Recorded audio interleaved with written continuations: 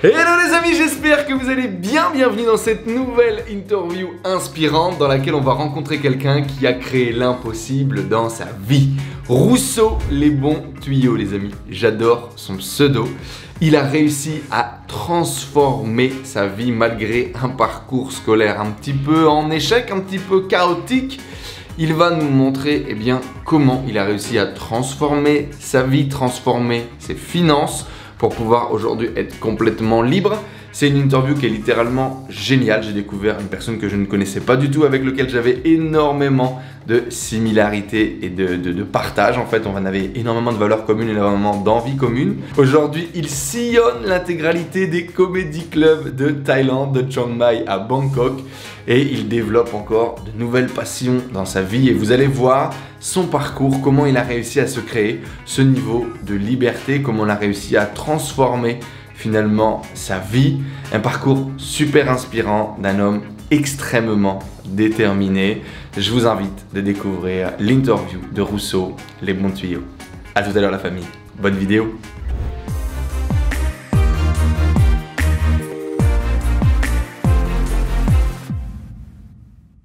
Bon, vous l'avez compris les amis, on est aujourd'hui avec Antoine Rousseau de la chaîne YouTube Rousseau les bons tuyaux.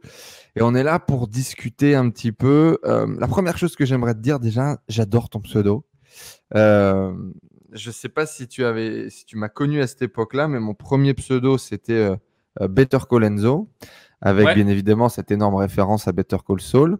Et j'avais deux pseudos potentiels. Il y avait deux trucs, si tu veux, sur lesquels j'aurais pu partir. Le numéro 1, c'était Enzo les bons tuyaux. Et en plus, ça rimait, tu vois. Et le deuxième, c'était Better Call Enzo. Dans cette idée, si tu veux, j'ai toujours représenté t'as un problème, appelle-moi, je trouve une solution. Et effectivement, je filais des tuyaux, des business, des trucs alambiqués. J'ai des potes qui me demandaient n'importe quoi et je me démerdais pour le trouver, tu vois. Et je trouvais que ce pseudo allait bien. Et puis Better Call Enzo, finalement, je le trouvais beaucoup plus sympa, avec beaucoup plus je sais pas, C'est anglais, ça fait moderne. Voilà, c'était mon petit côté franglish, tu vois. Et donc finalement, c'est celui-là qui est passé. Et quand j'ai découvert ton pseudo, machin et tout, je trouvais ça très fun, très bien utilisé, dans le bon domaine d'activité. Du coup, pourquoi ce pseudo? Ah bon, alors en fait, l'histoire du pseudo, il m'a été donné en fait. Je savais même pas que ça existait, Guy les bons tuyaux, quand j'ai appelé Rousseau les bons tuyaux. Il y a de ça un bout de temps maintenant, c'est il y a 5 ans. 5 ans, ouais, sans doute, le blog. Et donc en fait, c'était déjà à Paris puisque justement, je connaissais plein de plans, machin, j'aidais plein de monde sur des banques en ligne, sur les bons plans qu'il y avait sur Paris et autres. Et donc, je sais plus, c'était à une amie ou un ami qui avait commencé à dire ouais, Rousseau les bons tuyaux, et après c'est resté, c'était le nom, quoi. On est Parce que resté là-dessus. tu t'envoyais tout le temps les bons plans, les bons trucs, tu avais tout le temps la bonne Exactement. info, quoi. Exactement. Eh bien, on peut officiellement du coup démarrer cette interview maintenant que l'on sait pourquoi ce pseudo magnifique. Donc non, Antoine ne va pas se déguiser en Mario aujourd'hui pour rentrer dans son tunnel et dans son tuyau, nous rebalancer plein de trucs, mais je suis sûr qu'il y a plein de bons tuyaux à découvrir dans cette interview. Première question que j'aurais pour toi, Antoine, c'est quel type d'enfant t'étais quand tu étais plus jeune? Ah, ça c'est intéressant. Alors, plus jeune, on va compter avant 12 ans, Allez. à peu près. Ok. Déjà, j'étais un peu en surpoids, donc j'étais pas très sportif. J'étais en échec scolaire, donc c'était pas la folie non plus. Aussi jeune, C'était pas. Il faut commencer tôt, hein, si tu veux commencer à rater, ça sert à rien d'attendre. Ok, très bien. Donc ça, et alors j'ai eu plusieurs phases en fait. J'étais plutôt extraverti, mais j'ai eu une phase aussi où en fait j'avais plus du tout confiance en moi, quoi. Donc j'étais pas très bon, tu vois, par exemple dans les sports d'équipe. Donc ça, c'était un gros défaut pour l'école. Et en plus de ça, du coup, en classe, j'étais plutôt dissipé, bavard. Enfin, moi, c'était pas mon truc de rester assis et d'écouter une personne parler. Ok. Et c'était pas non plus, c'était pas le mauvais bougre, tu vois. Mais donc après, ça a été mieux en fait. Ça a été, il y a eu des phases, mais ça allait vers le mieux. Plus j'allais vers les études supérieures, plus ça allait, quoi. Plus tu as trouvé ta place, quoi, entre guillemets. Ouais, c'est ça. Puis aussi, j'avais plus confiance en moi et je savais ce que je faisais et pourquoi je le faisais, que j'étais, ouais, je pense, j'étais un peu perdu. J'étais très perdu, même si je savais déjà ce que je voulais faire. Et tu voulais faire quoi, du coup? Alors, quand j'étais petit, je voulais être commerçant. Je voulais avoir mon magasin. Ok. Tu jouais, du coup, t'avais demandé à ta cousine de te prêter, tu sais, les commerces, là, ils vendent des faux commerces en plastique avec des billets, avec des pièces, machin. T'avais Ah ouais, récupéré non, tes mais petits non, mais commerces. ça a commencé tôt. Alors, j'avais déjà, mes parents avaient un magasin, enfin, ils ont eu un magasin un peu après, genre quand je devais avoir 6 7 ans. Donc, tôt, j'ai commencé à aller travailler dedans. Au Mhm. début, j'étais dans la réserve parce que bon, on va pas montrer les enfants en public comme ça. On va pas Et montrer l'esclavage, on ouais, va pas exactement. officialiser Non, le mais fait c'était un que. plaisir. Moi, je voulais y aller, tu sais. Je me disais, ouais, et puis si je peux faire un petit billet. Après, je vendais les gâteaux à la récré. Parce qu'en général, personne voulait vendre les gâteaux. Et puis moi, je fais, bon, bah vas-y, moi, je vais les vendre à chaque fois. Alors, je lançais des promotions, j'appâtais le client. Et puis derrière, je me mettais un petit peu dans la poche aussi, quoi. Ok, très bien. Donc, tu as commencé tôt et tu voulais être commerçant, quoi. Et pourquoi, du coup? Voilà. Est-ce que tu sais, est-ce que tu as une idée? Est-ce que c'est juste le modèle des Ah, parents? Est-ce que. Ah non, enfin, j'adorais le business et j'adore toujours le business. C'était aussi réussir à trouver le produit que les gens vont aimer, réussir à trouver quelque chose que les gens vont aimer, qui va résoudre en fait entre guillemets un problème quoi. Mhm. J'adorais ça en fait. Donc j'avais vraiment cet attrait. Enfin, je lisais les magazines à l'époque, Capital, Management, des trucs comme ça. À 10 ans. J'étais, bah, pas à 10 ans, quoique. Quoique, je sais pas, à 10 ans, mais bah, quand mon père en avait acheté, je les lisais après, quoi. Mais malheureusement, je ne lisais pas les bouquins. J'ai commencé à lire les bouquins à peut-être 22 ans ou 23 ans, donc vachement Mhm. tard quand même. Hein. Mhm. C'est dommage parce qu'en fait, j'avais euh, les bouquins déjà à l'école, je n'aimais pas trop. Enfin, j'aimais pas du tout et j'avais vraiment du mal à lire, quoi. Au bout de 5 pages, moi, je m'endormais. Donc, Mhm. c'était l'enfer. Et en plus de ça, dans ma famille, bah, personne lisait de bouquins de business, donc j'avais même pas idée qu'il y avait ça, quoi. J'avais Mhm. même pas idée, en fait. Et donc, du coup, maintenant qu'on sait quel type d'enfant tu étais, découvrons un peu quel adulte tu es devenu. Un enfant un peu dissipé, hyperactif. On a l'impression, est-ce que finalement, cet enfant en échec scolaire, et tu l'utilises souvent d'ailleurs, ce terme d'être en échec scolaire, c'est dans tes présentations, c'est dans ton intro, c'est sur ton site internet. Pourquoi est-ce que tu mets autant en avant ce côté échec scolaire?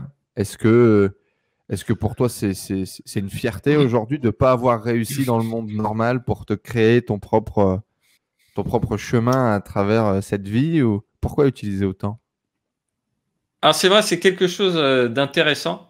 Je pense que c'est un peu une revanche bête, on va dire, parce que du Mhm. coup, j'ai été jusqu'au master quand même. Pour me prouver ça aussi à moi-même, mais parce que je sais que ça a été un moment où, tu vois, enfin, quand on te dit ça, tes parents, ils commencent aussi à croire que t'es un petit peu moins capable de faire d'autres choses que les autres. Et puis, Tu l'as du ressenti coup, ça? ouais, je l'ai ressenti. Puis, t'entends des trucs quand même quand t'es gamin, t'entends des trucs aussi. Donc, tu le vois, tu sais. Et donc, enfin, après, moi, voilà, c'était pour aussi dire parce que je pense qu'il y a beaucoup de cas. C'est arrivé, je connais beaucoup de personnes où justement, tu as un prof ou des fois, tu as plusieurs profs qui vont prendre en grippe un élève et essayer de lui mettre plein de négativité. Et au final, moi, j'en ressors comme une bonne chose. Je suis content qu'ils aient dit que j'étais en échec scolaire parce que peut-être que sinon, ça m'aurait pas fait toucher le fond, tu vois. Tu as besoin Mhm. de toucher le fond pour rebondir en général. Sinon, si tu es en pente descendante comme ça, tu ne vois jamais que tu touches le fond, quoi. Mais là, j'avais vraiment senti que j'avais touché le fond. Je me disais, ouais, je vais pas réussir dans la vie. Je vais dire que Et à quel du moment à coup, peu je vais près ça devoir. du coup? Alors, j'étais en échec scolaire. Ils m'ont qualifié ça. C'était quatrième, troisième. Donc, du coup, bah, à cette époque-là, je devais avoir 15 ans, si je me Ouais, trompe pas. Ça ouais, devait ouais, être ça. ouais. Autour du collège, ouais. 14, 15 ans. Donc, c'était à cette époque-là. Et qu'est-ce que j'allais dire après? Et Et c'est un vrai du coup, c'était traumatisme ça. En quoi. fait, dans ma tête, ça trottait. Je me disais, bon, alors, du coup, si je vais bosser dans un magasin comme ça, je suis juste vendeur, je vais faire tant, donc je pourrais mettre tant de côté par mois que je devrais investir, machin, des trucs comme ça. Tu vois, je faisais déjà des calculs dans ma tête de Ok, comment c'était. Et puis après, je me suis dit à un moment, ouais, c'est peut-être pas pour moi, ça, en fait. ok. Et du coup, à ce moment-là, c'est ton monde un peu qui vrille quand on te déclare en échec scolaire. Et tu parles de tes parents, du coup, tu ressens que tes parents commencent peut-être à te considérer comme étant inférieur ou moins intelligent ou ils se disent merde, on n'a peut-être pas fait une lumière. Comment tu le sens? Comment tu le vis à ce En fait, moment-là? ça allait parce que heureusement, j'avais l'exemple de mon père qui n'a jamais eu le bac. Ok. Donc je me disais, ça pouvait aller quand même. Mais si tu veux, en fait, ce qui est dommage, et par rapport, je pense, à l'échec scolaire, ce que je veux dire, c'est que on a un système de scolarisation qui fonctionne linéairement. En fait, il a une fonctionnalité et c'est à tout le monde d'essayer de s'adapter pour rentrer dans le moule. Mais au final, c'est peut-être le système qui est en échec et pas non plus les personnes qui sont en échec de ce système, tu vois. Et ça, je pense que c'est quelque chose d'important parce qu'en fait, il y a tellement de personnes qui peuvent avoir pendant 15 années de leur vie juste être dans ce système-là sans le vouloir parce que ça leur correspond pas du tout et se retrouver démunis et après soit pouvoir abandonner, soit tomber dans la mauvaise voie, plein de choses comme ça. Donc c'est ça, je pense, qui est vraiment important là-dessus. Est-ce que aujourd'hui, du coup, en contraste de cet échec, tu te sens en réussite aujourd'hui dans cette vie? Et est-ce que tu l'as fait un petit peu, justement, comme tu le disais, par vengeance, avec un peu ce truc de dire allez tous bien vous faire mettre, on verra qui ce qui gagne à la fin de la course, quoi. C'est vrai, je pense qu'il y avait des moments, je pense le moment où j'ai eu mon master, tu vois, c'était, je m'étais dit ça. Mais ceci dit, c'est une vengeance un peu idiote parce que je me suis jamais servi de mes diplômes. Donc, ça sert pas à grand chose de le faire si c'est pour ça. Et après, la réussite, chacun a sa réussite. Moi, aujourd'hui, si tu me demandes, oui, je me sens totalement accompli. Je vis la vie dont je rêvais. Donc, oui, pour moi, oui. Mais après, chacun va avoir une réussite différente. Et je dis pas que ma réussite, ça doit être la même pour tout le monde. Ce que je sais, c'est que j'aime ce que je fais aujourd'hui, ouais. Aujourd'hui, tu te sens en réussite, en tout cas, en contraste de cet échec scolaire qu'on t'avait déclaré. Exactement. On en reparlera un petit peu juste après, justement, de ta vision de la réussite et ce que c'est que pour toi le succès. Avant ça, j'avais une petite question qui me trottait dans la tête. C'est qui ton super-héros préféré à toi? Je suis pas hyper super-héros, mais à choisir un, je dirais Iron Man. Ok, pourquoi? Pourquoi? Je pense parce que c'est le super-héros qui est le plus dans le business, à mon avis. Ok, c'est le plus flashy, le plus. Ouais, voilà. Donc pour moi, ça fait un peu terre à terre aussi, parce que tu vois, il a construit son super-pouvoir que les autres ils en ont hérité ou il est arrivé de je ne sais où, quoi. Et justement, alors, c'est quoi ton super-pouvoir à toi? Mon super-pouvoir? Waouh. Je sais pas. La blague? La blague. Ok. Pourquoi, du coup? Ton humour? Ouais, ça pourrait être ça, ouais. On pourrait dire ça, ouais. Comment tu t'en es servi? Raconte-nous. Comment tu as découvert ton super-pouvoir, du coup? Comment j'ai découvert mon super pouvoir? Alors, mon super pouvoir, j'ai dû l'apprendre à le contrôler, apprendre à le former, on va dire. Parce qu'il y a eu des phases où on me disait, ouais, t'es vraiment pas drôle. Justement, c'était, d'ailleurs, c'était à ce moment-là, le moment de l'échec scolaire, rien n'allait, quoi. Les blagues ne marchaient pas, l'école, ça marchait pas, il y avait rien qui marchait. Du coup, j'ai fait mon redoublement. Et là, par contre, ça a changé. Et, c'était l'humour. Et ça passait très bien. Après, c'était du coup. Quand j'étais en internat, j'avais été quand même élu l'homme le plus drôle de l'internat. Alors ouais, c'était quand même, c'était beau, c'était inattendu. C'est quoi du coup? C'est parce que plutôt inattendu finalement, ce côté humour et ce côté j'allais dire clown, mais c'est pas clown que j'ai envie de dire. Ce côté humour et ce côté un peu, c'est ça ton super pouvoir. C'est quoi? C'est ton côté extraverti qui avait besoin de faire rire les autres, de créer une connexion avec les autres? Comment est-ce Ouais, que... c'est que j'adore donner aux autres. J'adore donner aux autres. Si tu donnes un rire, tu égayes la journée de quelqu'un, tu vois. Complètement. Et c'est marrant, du Donc, coup, sur un parcours comme le tien, pourquoi est-ce que c'est l'humour qu'on retient? Parce que, alors, on va en parler un peu après de ce que tu fais, mais t'es pas comédien, du coup, ou presque. En tout cas, je sais pas, peut-être, on va le découvrir aujourd'hui en exclusivité, mais raconte-moi un peu, du coup. Alors, en fait, je sais pas. Ça, après, c'est une compétence de communication, l'humour, tu vois. Si tu c'est quelque chose dont tu peux te servir tout le temps dans toute ta vie. Ça allège une conversation, ça allège tout. Et puis, en fait, dans l'humour, tu dois utiliser énormément d'analogies. Tu dois utiliser énormément de choses comme ça, des éléments visuels, des éléments comme ça. Et donc, forcément, moi, après, c'est ce qui me permet aussi des fois de mieux expliquer certains sujets sur les investissements, par exemple, parce que je le vois aussi, quoi. Ok, tu vois d'un autre œil, quoi. Peut-être un petit peu plus divertissant, peut-être un peu moins boring. C'est ce que j'essaie, du moins. Après, tu sais, c'est toujours pareil, hein, c'est toujours les cordonniers les moins bien chaussés. Et peut-être que je mets moins d'humour dans mes vidéos où je vais parler d'investissement que sur le reste dans ma vie de tous les jours, quoi. Ok. Et du coup, ton super pouvoir, il t'a amené quoi dans ta vie? Ouais, on va pas parler maintenant. Femme, succès et argent? Non, il m'a amené quoi? Bah, déjà beaucoup de bons moments, beaucoup de bons souvenirs. Donc ça, c'est ce que j'adore parce que quand tu as eu des rires avec des très bons potes ou autre, où tu te souviens d'une situation qui est devenue drôle, burlesque, bah des fois tu t'en rappelles à un moment et ça te fait rire tout seul, quoi. Tu peux être au milieu en train de marcher, tu te rappelles d'un truc, ça te fait rire tout seul. Et ça, ça j'adore ça. Et je me dis, faut que j'essaye de me construire de plus en plus de mémoires comme ça qui reviennent et qui sont hyper positives. Top. Après, bien sûr, il m'a aidé à me construire des relations avec d'autres personnes qui m'ont énormément appris, qui m'ont fait avancer énormément. Donc, ça aide sur plein de choses. Enfin, la communication, puisque nous sommes des animaux sociaux, entre guillemets, c'est une compétence clé. Et je pense que, du coup, avoir l'humour, c'est une corde à son arc. Ça ne veut pas dire que c'est tout. Il n'y a pas que ça, bien sûr. Il y a d'autres personnes qui vont communiquer d'autres façons et ça va très bien marcher. Mais pour moi, ça m'a énormément aidé et sur plein de choses. Je ne sais pas, sur n'importe quelle conversation.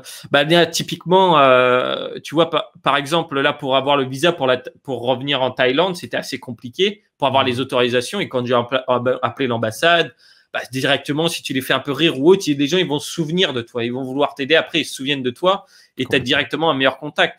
Donc, ça peut être dans la vie de tous les jours, mais c'est une compétence pour moi qui est essentielle, ouais. Alors, je vais être complètement franc et sincère avec vous, comme d'habitude, les amis, sur cette chaîne. Je m'attendais pas du tout, mais alors pas du tout à ça, et c'est très intéressant. Alors, on se connaît pas beaucoup non plus. C'est la première fois vraiment qu'on échange avec Antoine, donc c'est encore plus intéressant. C'est aussi un truc, moi, qui est très important dans ma vie et qui a drivé ma vie et toutes les anecdotes que tu as partagées, je me vois dedans. Et est-ce que tu as déjà pensé à faire du stand-up? Ouais, j'en fais déjà. Eh ben voilà, je ne savais pas. J'en ai même fait un en chinois. Enfin, je te dis, j'en fais déjà. J'ai commencé cette année. Hein. Ah, c'est top. J'ai commencé cette année. J'ai fait en fait, il y a 2 ans, je crois. J'ai fait il y a 2 ans ou il y a 3 ans à Paris. J'ai fait un stage au cours Florent d'acteur. C'était 1 semaine ou 2 semaines, je crois, 2 semaines. Ça s'est bien passé. Et après, justement, ils disent, si tu peux rentrer dans l'école ou quoi. Puis, moi, il m'a dit, par exemple, que je pouvais rentrer dans l'école, mais je leur ai dit, j'ai déjà une affaire qui roule. Donc, c'est bon, mais je vais pas le faire. Et après, quand j'étais en Thaïlande, du coup, en 2019, j'ai commencé aussi à faire de l'impro. Parce que, en fait, j'ai pas eu ce réflexe d'aller vers le théâtre ou vers la scène. Parce que c'était pas du tout dans mon monde. Ça avait rien à voir. Et c'était pas. Et pourtant, c'était un truc que j'avais toujours en moi et que j'ai adoré, quoi. Quand j'étais à l'école, j'ai fait un peu de théâtre et j'ai adoré ça. Et après, je sais pas. Vu que c'était pas un truc qui était populaire et autres, je me suis pas trop intéressé. Et avant la fin d'année, en 2019, du coup, je me suis dit, bon, allez, quand même, je vais monter une fois sur scène, entre guillemets. Du coup, j'ai fait mon premier stand-up à cette fin d'année-là. Alors, c'était assez drôle parce que la foule était vraiment différente du public que j'allais viser pour la blague. Alors, en fait, je faisais une blague sur Tinder et je me suis retrouvé, c'était un événement qui avait rien à voir. C'était pas que du stand-up, c'était open mic. Donc, les gens pouvaient venir faire des poèmes, de la musique, tout ce qu'ils voulaient, de la danse. Et j'étais le seul à faire du stand-up du coup, durant cet événement. Alors, je suis passé entre 2-3 poèmes et 3 chansons et t'avais la moitié, c'était des hippies. Donc, tu vois, je pense qu'ils ont jamais vu Tinder. Et après, t'avais vraiment de tout dans la foule. Et au final, ça a été assez bien reçu. Super. Ça a été bien reçu. Et il y a quelque chose qui m'a vraiment marqué, c'est quand je suis parti, j'ai croisé, alors on était dans le noir, je sais pas qui c'était, j'ai croisé un mec et il m'a dit, c'était vraiment bien, il faudrait que tu continues. Et bon, ça, je me suis dit, putain, top, quoi. Et ça m'a vraiment motivé. Et après, du coup, quand j'étais à Taipei, en début 2020, là, jusqu'à pendant 6 mois, j'ai vu qu'ils avaient un comedy club. Et du coup, j'y suis allé quasiment toutes les semaines faire mes blagues, quoi. Sans déconner. En anglais. Et alors? Ouais, ça marchait bien. La dernière a été vraiment un beau succès, donc je suis content, ouais. Et là, Trop du coup, fort. à Bangkok, j'ai vu qu'il y en avait. Et je pense en faire à Bangkok. Et justement, c'est pour ça que j'hésite entre Chiang Mai et Bangkok. Mais à Chiang Mai, il n'y a pas assez de grosses scènes de comedy club qu'à Bangkok, il y a. Et puis, si je continue à bien aimer faire ça, j'irai essayer à New York. Trop fort. Je kiffe grave. Je savais pas du tout. Écoute, je dois pouvoir retrouver dans mes notes des premières brides d'un spectacle développement personnel stand-up. T'en as fait? Cool. Non, c'est un projet que j'ai. J'ai rien fait pour c'est top si tu arrives à faire ça. Bah, j'ai eu la chance de discuter avec des gens qui gagnent leur vie du stand-up, qui vivent du stand-up, etc., avec qui j'ai partagé. Et moi, je suis fasciné, un peu comme toi, je pense, par l'humour, par la bonne blague, par le sens caché derrière les mots, par la capacité de l'humour à faire traverser énormément d'émotions. Et typiquement, un type comme Roman Frésinet, je le trouve intelligent, mais sur tous les plans, si tu veux. Et j'ai passé beaucoup de temps à analyser énormément de performeurs dans plein de domaines différents, mais notamment dans l'humour, dans le stand-up, dans la comédie. Et, et je trouve ça magique, en fait. C'est-à-dire que aujourd'hui, en voulant faire le Tony Robbins en français, tu vas avoir un impact qui va être minime, voire microscopique, et tu vas passer dans une foule derrière 8 milliards de personnes qui ont déjà essayé de le faire. Ouais. Tu vas utiliser un autre style complètement en utilisant par exemple l'humour pour faire passer le même message mais différemment. Ouais. Ça peut être beaucoup plus percutant et tu peux faire voyager ton message. Et c'est quelque chose que j'ai dans la tête. C'est très drôle. T'as bien raison. Non, franchement, vas-y. En tout cas d'avoir osé. Et comment ça a été? Du coup, tu t'es pas. Voilà, tu as dit, allez, au Comedy Club, on y va en anglais, jamais fait, c'est pas grave. Bah les couilles, je veux vivre l'expérience. Bah voilà, c'est ça, exactement. C'était, je me suis dit, bah écoute, j'y vais. De toute façon, il peut rien arriver de grave, on va dire. J'ai déjà fait rire beaucoup de personnes, donc c'est pareil, quoi. Il faut que je me dise, voilà, j'ai le micro. Et de toute façon, en général, quand tu es sur scène, tu vois quasiment pas les gens qu'il y a dans la salle, hein, donc t'as pas cette impression de foule. On se dit toujours, il y a cette impression de foule, mais il n'y a pas vraiment. Donc, je me suis dit, bah vas-y, et il faut que j'essaye des nouvelles choses parce que tu apprends énormément en faisant ça. Et justement, tu vois, tu disais faire véhiculer des idées. Alors, je dirais pas que je le fais sur 100% de mes blagues, mais j'essaye toujours d'insérer une graine dedans à un moment qui est de faire penser, de faire réfléchir. Je donne un exemple. Là, j'écrivais une sur être justement en quarantaine. Et juste pour dire, la graine où je dis de penser, c'est on pense toujours que nous, on est la personne bien et que l'autre, c'est la personne mal parce que, par exemple, là, pour aller chercher ma bouffe, je dois ouvrir la porte et en fait, ils le mettent sur une petite table et il y avait quelqu'un qui venait de prendre une autre chambre après. Alors moi, direct, je me dis, cette personne, elle a le virus, tu vois. Cette personne me dit, elle a le virus. Direct, je me mets en situation où moi, je me dis, moi, j'ai rien. Moi, c'est sûr, je suis ça. Par contre, elle doit avoir le virus, tu vois. Elle vient d'arriver. Et du coup, il me disait ça. Et genre, un jour, le premier jour, on a dû partager la même table pour prendre la bouffe et mettre dans la même boîte après. Et du coup, après, je me suis lavé 10 fois les mains, tu vois. Ouais, et un jour, voilà, du principe, je me suis dit, elle vient d'arriver, c'est sûr, elle a le virus et pas moi, tu vois. Et du coup, un jour, on se retrouve où on avait reçu la bouffe à la même heure. Et donc, du coup, on allait sortir en même temps, quoi. J'avais entendu la sonnerie dans l'autre chambre et moi, je sors, je commence à prendre mes trucs. Et là, je vois, du coup, que notre personne regardait à la porte comme ça, tu vois, dans le coin. Et donc, je me suis dit, elle aussi, au final, elle a peur de moi. Et ça m'a fait vraiment réaliser qu'en fait, on pense toujours que nous, on est celui qui est le bon et que l'autre, c'est le mauvais. Ça se présente sur beaucoup de choses. Mais je pense, en France, celui qui était le meilleur pour ça, c'était Coluche. Coluche, il a réussi à parler politique mieux que personne. Et pourtant, Donc, c'était pas un politicien. Beaucoup disent quand même qu'il aurait pu être président s'il n'avait pas été assassiné. ouais. Bah, avec des si, c'est facile. Hein. Avec des Effectivement. si, on fait ce qu'on veut. Eh bien, très intéressant cette petite parenthèse stand-up en tout cas, super. Félicitations à toi pour avoir osé faire ça. Et puis on va suivre ton parcours dans le stand-up, dans l'humour, peut-être demain au Montreux Comedy Club, Rousseau les bons tuyaux. Ça sera avec grand plaisir. Et justement, alors pour revenir un petit peu sur, sur ce que tu fais aujourd'hui, le reste du temps, quand t'es pas sur scène à faire du stand-up comédie. Comment est-ce que tu définis ton travail aujourd'hui? Quand les gens te disaient Salut Rousseau, qu'est-ce que tu fais dans la vie? Comment est-ce que tu expliques ça? Bah, je dis que j'aide les personnes à faire travailler leur argent. Mhm. Comment ça t'est Alors, venu?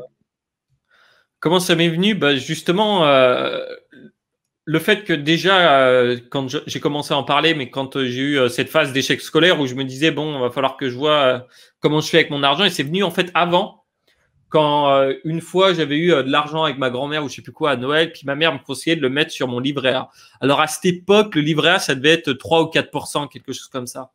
Et du coup, là, c'est la première fois où j'ai entendu parler de ça. Je me suis dit, tiens, j'ai commencé à faire mes calculs. J'ai essayé de voir combien je devais avoir sur mon livret A pour pouvoir me payer un jeu vidéo chaque année, entre guillemets, gratuitement.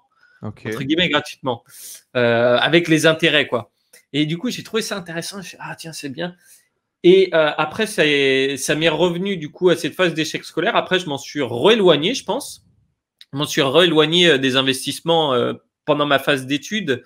Et c'est arrivé, du coup, plus durant mon master, en fait, parce que j'étais en alternance. Et là, tu as déjà des produits d'investissement qui sont avec l'entreprise si tu es dans une grosse boîte. Parce que du coup, Mhm. T'as acheté j'étais les dans... actions de la boîte typiquement, où tu avais la possibilité d'acheter des actions à tarif préférentiel ou des choses comme ça?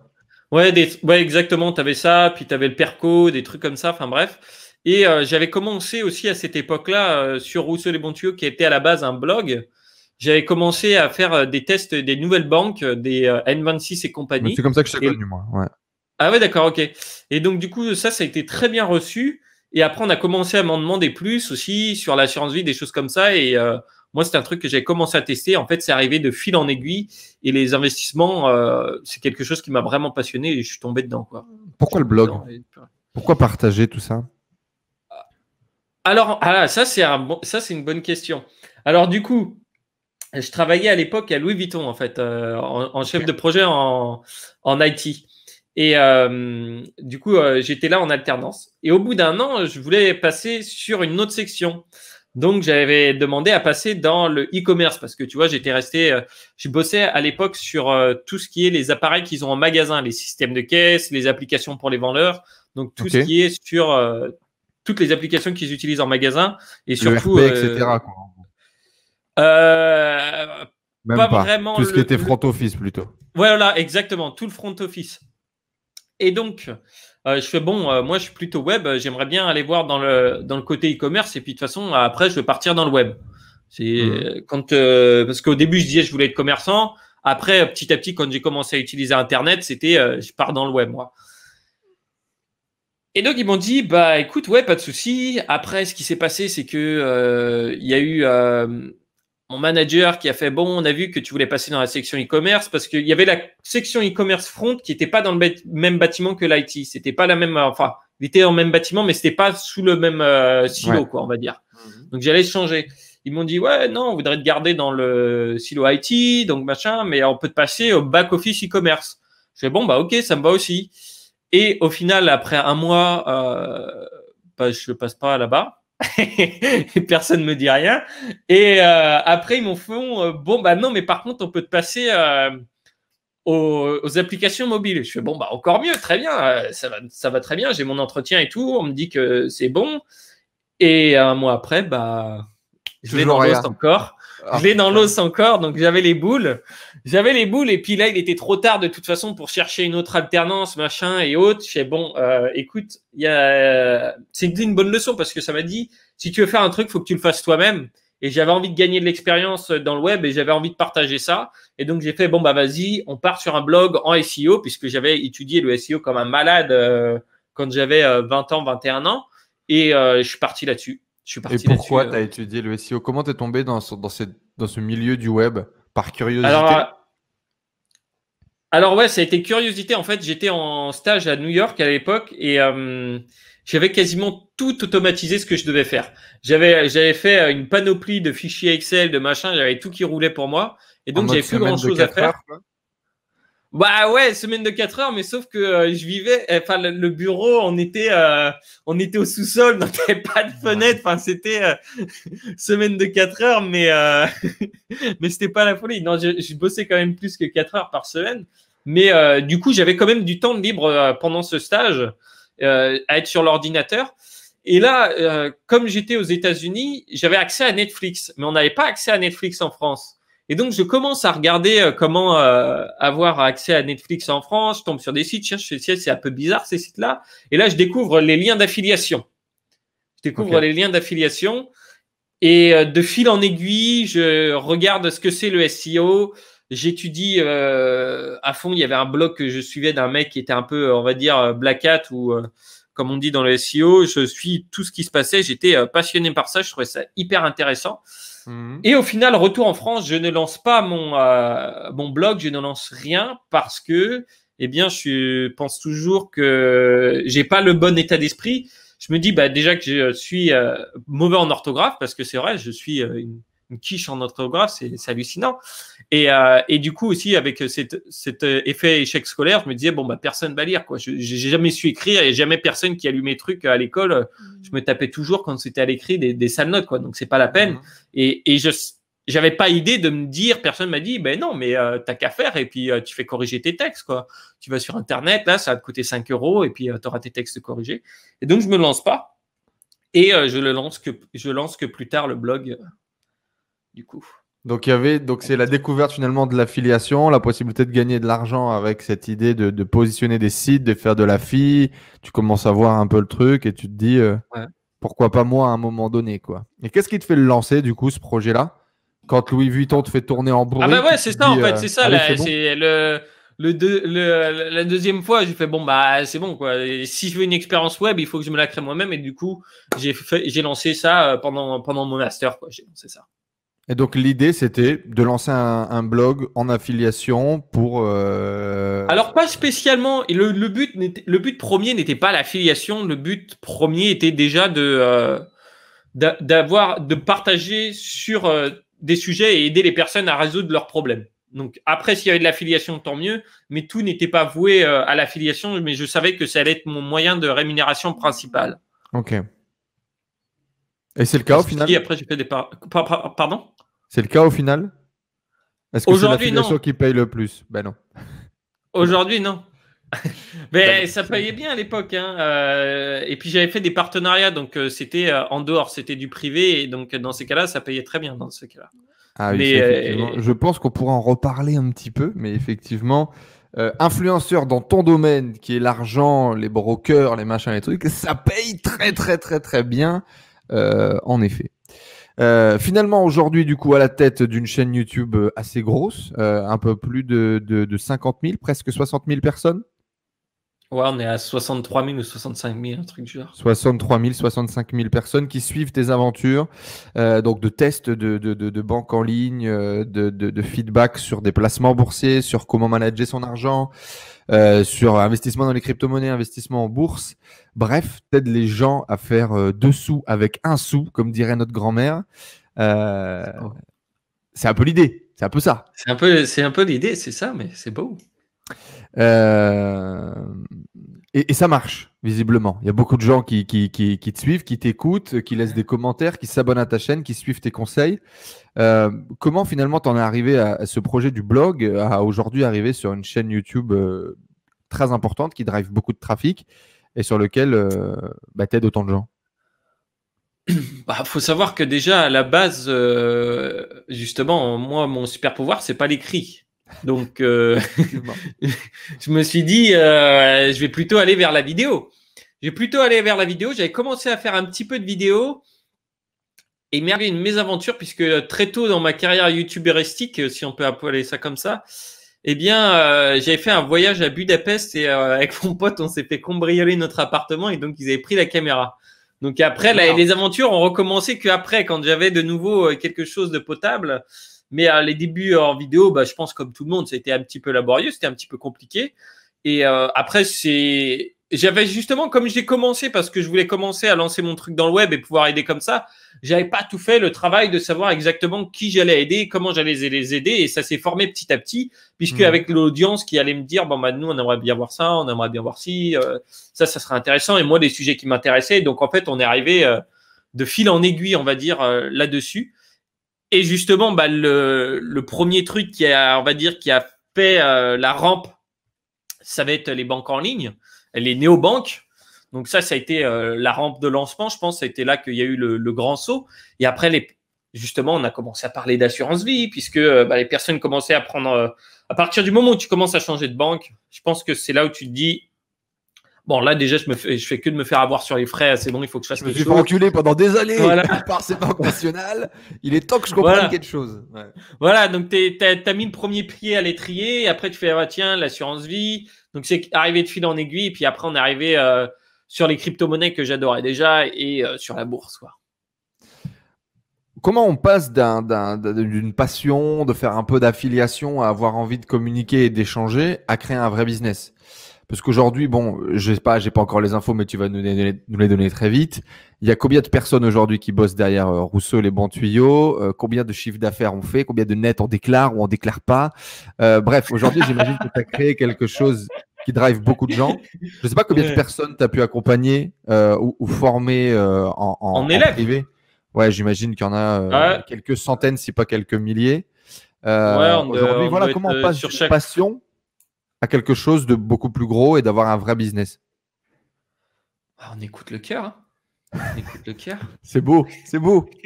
Qu'est-ce que je dise? Non, mais moi, j'aimais bien ce que je faisais. Je voyais pas pourquoi j'allais l'arrêter, tu vois. Enfin, je me suis dit, j'adore ce que je fais. Ça plaît à des personnes. Il y a des personnes qui sont réceptives là-dessus. Puis à côté, je monte aussi mon business. Ça permet de vraiment pouvoir aider d'autres personnes. Donc, moi, j'étais content, quoi. Comment tu as structuré, comment tu as développé, tu sais, pour vraiment professionnaliser finalement ce job? Déjà, j'étais pro dès le début. Non, mais qu'est-ce que vous voulez dire par là? Je ne sais pas, moi. Non, mais ça a commencé. Dans l'idée initiale du blog, tu vois, il y a quand même une marge entre j'ai fait un blog en faisant de la fille à on aide des milliers de personnes à manager leur argent, quoi.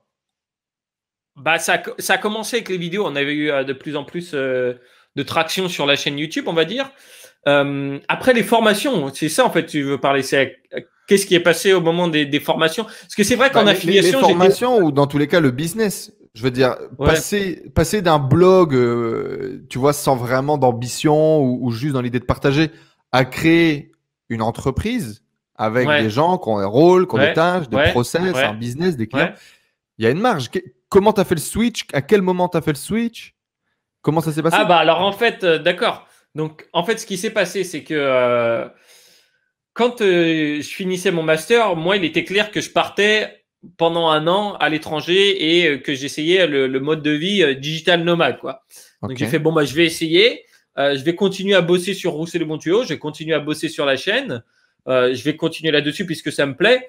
Et à la base, je disais à tout le monde. Et puis, à côté, je ferais des missions justement en freelance, SEO, quoi. Au final, je me suis jamais créé un profil de freelance. J'ai bossé que sur le site et c'est comme ça que ça me plaisait de plus en plus et que j'adorais ce que je faisais. Donc après, quand la charge de travail a commencé à être trop grosse pour moi, j'ai recruté quelqu'un. Mais si tu veux, l'entreprise, elle a été profitable dès le jour où je suis parti déjà à l'étranger. J'ai commencé à partir à l'étranger. J'avais signé un partenariat avec Uber et ça m'a apporté déjà assez d'argent. Et après… Partenariat avec Uber, le premier truc. Raconte-nous comment ça s'est fait. Alors, Uber, en fait, parce que j'avais aussi… T'avais combien d'abonnés à l'époque? C'est intéressant aussi, ça. Je pense pas que je les ai eu grâce à YouTube. C'était plutôt grâce au blog parce qu'à cette époque-là, j'avais pas beaucoup d'abonnés. Étant donné qu'il me semble que les vidéos N26 et compagnie sont arrivées 6 à 1 an après, un truc du genre, quoi. Ah ouais? Et donc t'avais déjà, par contre, beaucoup de trafic sur le blog? Ah ouais, j'avais très tôt en fait. Tous les 6 premiers mois, ça commençait petit, mais tous les mois je doublais mon trafic, donc ça marchait bien. Grâce ça marchait bien. Le SEO du coup, c'est ça? Exactement. Et donc je suis arrivé. assez rapidement, on va dire, à 30 000 visiteurs par mois. Et j'avais fait aussi, puisque justement, j'étais dans les bons tuyaux, il y avait un truc que j'avais fait, c'était tous les services de livraison de bouffe à Paris qui arrivaient, c'était la guerre. Alors moi, j'avais tous les codes promo que j'ai rassemblés, et puis des fois, j'envoyais, ah tiens, il y a ce service, on avait trouvé un bug sur le site, et puis tu pouvais rajouter des codes. Donc, tu avais genre toute mon école qui commandait, machin. Et du coup, j'étais très bien placé sur tous les mots-clés là-dessus. Et puis, Uber, on était un peu plus intelligent que leurs concurrents. Ils se sont dit, bon, bah, tiens, on va aller voir Rousseau les bons tuyaux et on va lui faire une promotion. Et du coup, à chaque fois que quelqu'un utilisait mon code Uber Eats, j'étais pas rémunéré en crédit sur Uber Eats, mais j'étais rémunéré en cash. Et donc, bah, du coup, j'ai mis ce que je faisais, c'est que quand je faisais une revue, par exemple, Foodora ou compagnie, il y avait le code Foodora. Je disais, ben voilà le code promo. Je fais, bah, tant qu'à faire, pour avoir une autre commande avec 10 € offert, bah, prends Uber Eats et tiens, tu auras ce code-là, quoi.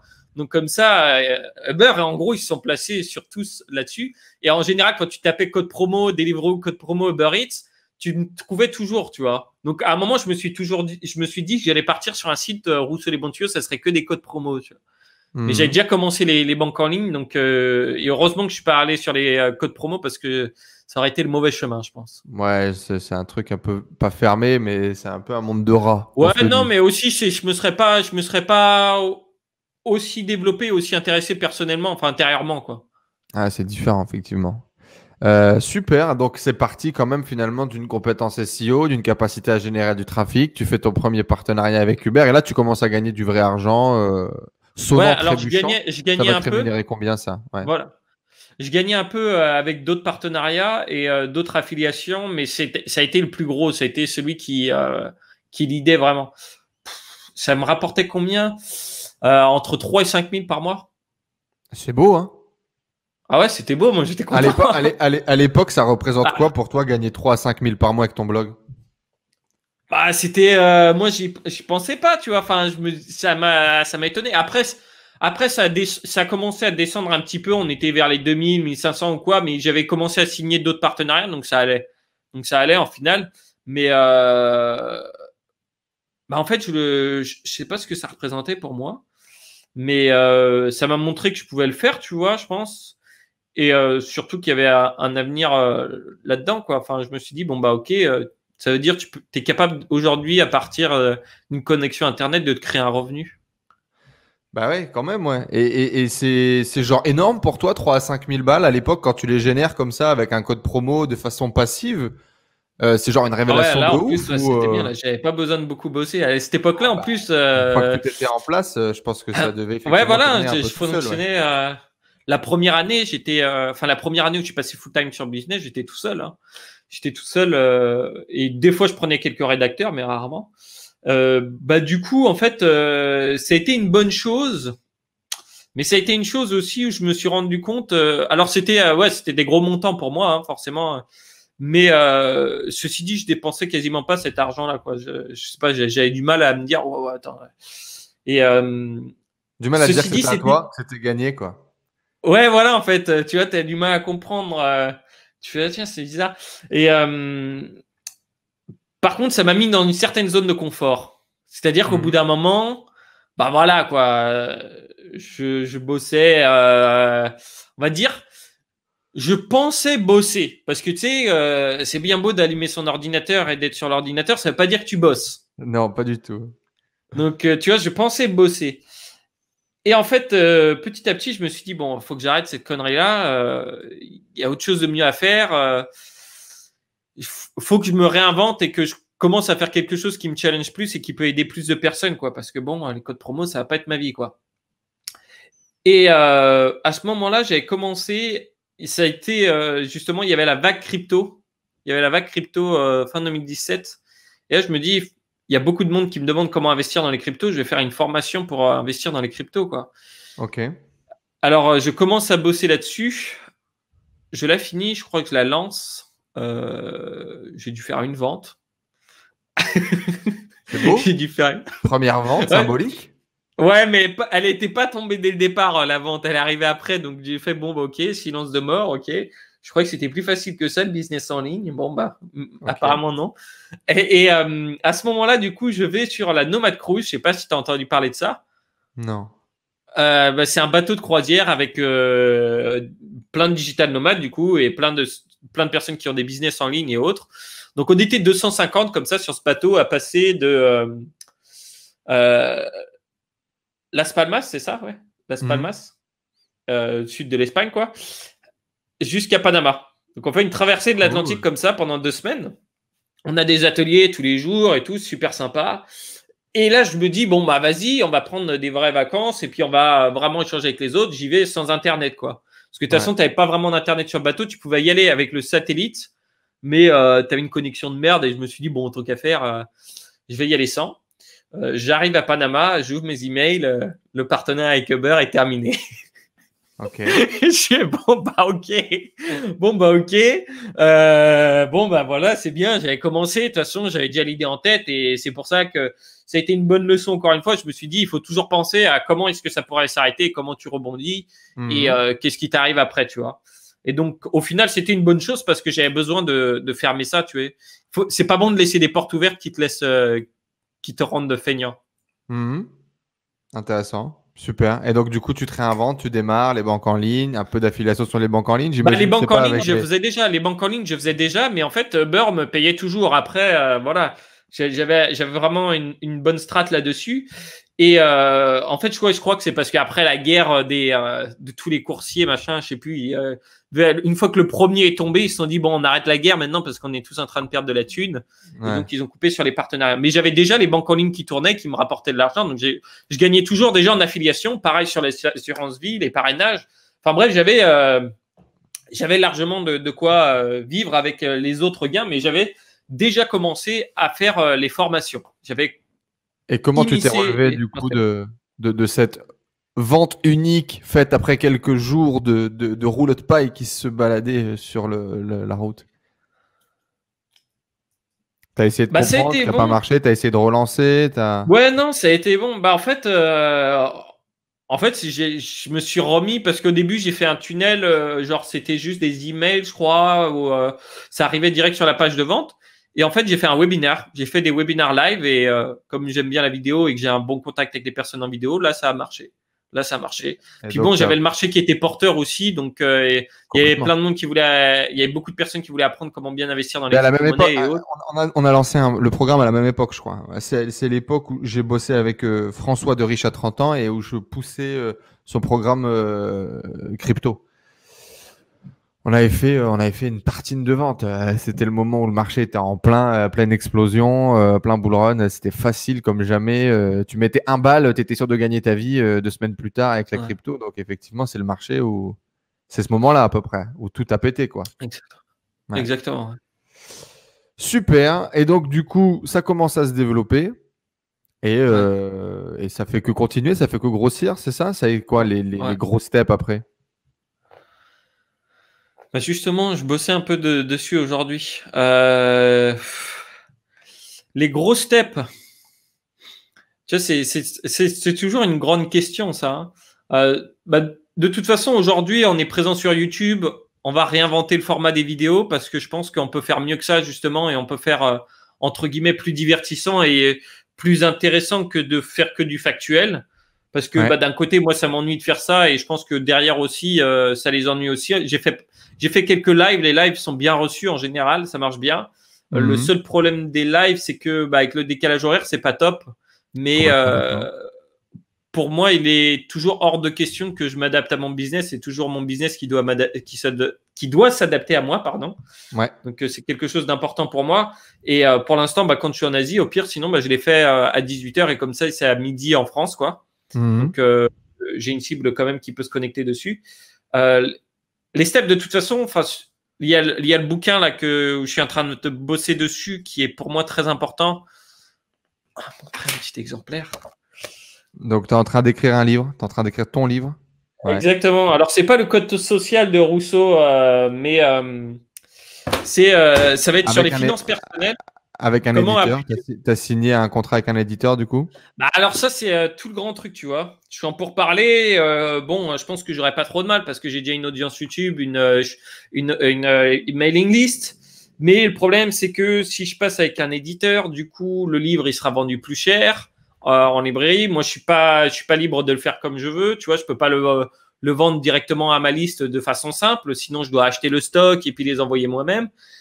Donc peut-être que non. Peut-être que je passerai pas avec un éditeur et que je garderai plus de liberté sur comment je veux le diffuser parce que pour moi, j'ai plus de capacité à le mettre entre plus de mains en pouvant me servir des canaux d'acquisition payantes qu'en passant par la librairie. Et peut-être que c'est idiot, mais bon, c'est vrai, je te dis ça aujourd'hui en France, mais si on était sur un podcast américain, la question ne se poserait plus, quoi. Enfin, de toute façon, tu le mettrais sur Amazon et c'est comme ça que ça se vendrait bien, quoi. Donc, tu n'as pas encore décidé quelle stratégie tu vas utiliser pour véhiculer le Non, mais pour l'instant, si je trouve un éditeur qui veut bien se plier à mes règles, on va faire comme ça. Sinon, je ferai de l'autre façon. Et puis, j'espère que ça sera la bonne solution, quoi. Faut prendre des décisions de toute façon. Effectivement. Et donc, du coup, toujours pareil, comment faire 2 sous avec un sou? Alors là, c'est plus, tout le b.a.-ba des finances personnelles. C'est comment appliquer le minimalisme à ses finances personnelles, quoi. De plus avoir à se poser de questions d'argent, d'être tranquille là-dessus et de savoir comment bien faire et que ce soit notre système qui bosse pour nous, quoi. C'est vraiment automatiser tout ça.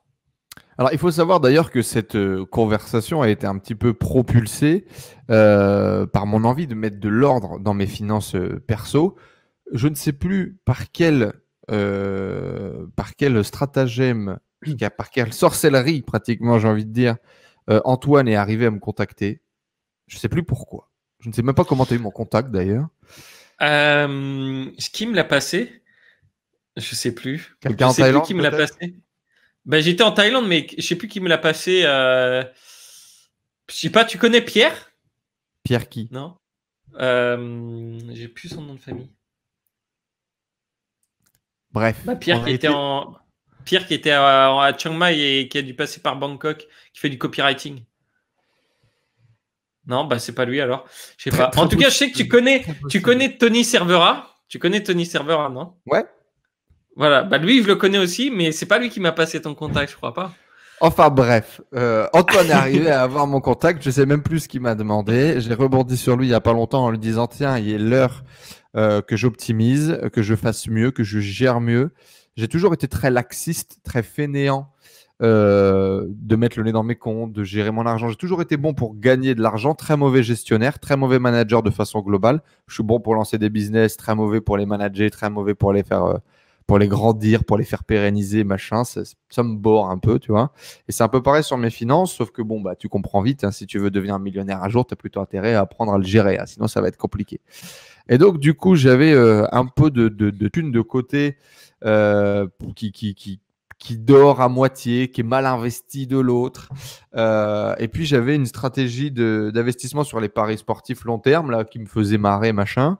Mais bon, je me suis dit... C'est pas rigolo, les investissements. On rigole pas avec les investissements. On rigole pas avec les investissements. Je rigole pas avec les investissements. Il est dans l'humour, mais on rigole pas avec les investissements. Ouais, non, mais c'est pour ça. Là, je vois toutes sortes d'investissements. Et moi, quand j'avais entendu parler des paris sportifs long terme, mais j'étais là, mais je fais... Mais... C'est la photo de Warren Buffett derrière toi. Oui, j'entends. Mais moi, je trouve ça... En fait, je trouve ça intelligent et c'était un peu exotique, donc ça me faisait marrer. Voilà. Mais voilà, c'est ça en fait. Beaucoup de personnes veulent de l'exotisme dans leur investissement. Ils se disent, bah vas-y, si je vais dans un truc différent, ça va mieux marcher. Non, je n'avais pas cette croyance-là. J'aimais bien la philosophie avec laquelle Maxence le partageait. J'aimais bien l'analyse qu'il y avait derrière, qui était très mathématique au final. Et comme je suis un joueur de poker et comme je suis un peu un gambler, voilà, tu avais le combo gagnant si tu veux pour me faire prendre la décision. Voilà, c'est ce que je dis. Mais c'est plus le côté fun qui est ajouté dessus. Ah, complètement. Parce qu'effectivement, j'aurais gagné beaucoup plus d'argent à le poser sur un ETF ou je ne sais quoi et laisser bosser un petit peu le truc. Donc aujourd'hui, voilà, c'est un petit peu ma décision personnelle et c'est un petit peu pour ça aussi que j'avais relancé un peu Rousseau. Et puis, on va voir, on va essayer de choper quelques bons tuyaux justement pour foutre dans nos investissements. J'ai une question d'abord, justement. Du coup, pourquoi Warren Buffett D'ailleurs, c'était dans le pack ou C'est dans le pack, c'est dans le starter pack du Mongolia sur YouTube. Non, c'est cadeau d'anniversaire de mes potes en Thaïlande. Ils vendent ça au marché de le grand marché là que tu as à Bangkok. Où ils ont tous des étals oui, d'accord, ouais, où avec il y a des trucs là. Ils sont couverts, ouais. C'est un grand carré avec un mur autour. Exactement, le marché couvert. Et donc à l'étage, il y a une nana qui a une espèce de box là où elle vend ses trucs. Ça, c'est un artiste je pense thaï, peut-être indien. Ça, on sait jamais avec la Thaïlande. Et donc du coup. C'est super beau. Il y a un petit revêtement brillant, etc. Je croyais que c'était une photo, moi. C'est quoi il est où l'art dedans? Je vois pas en fait.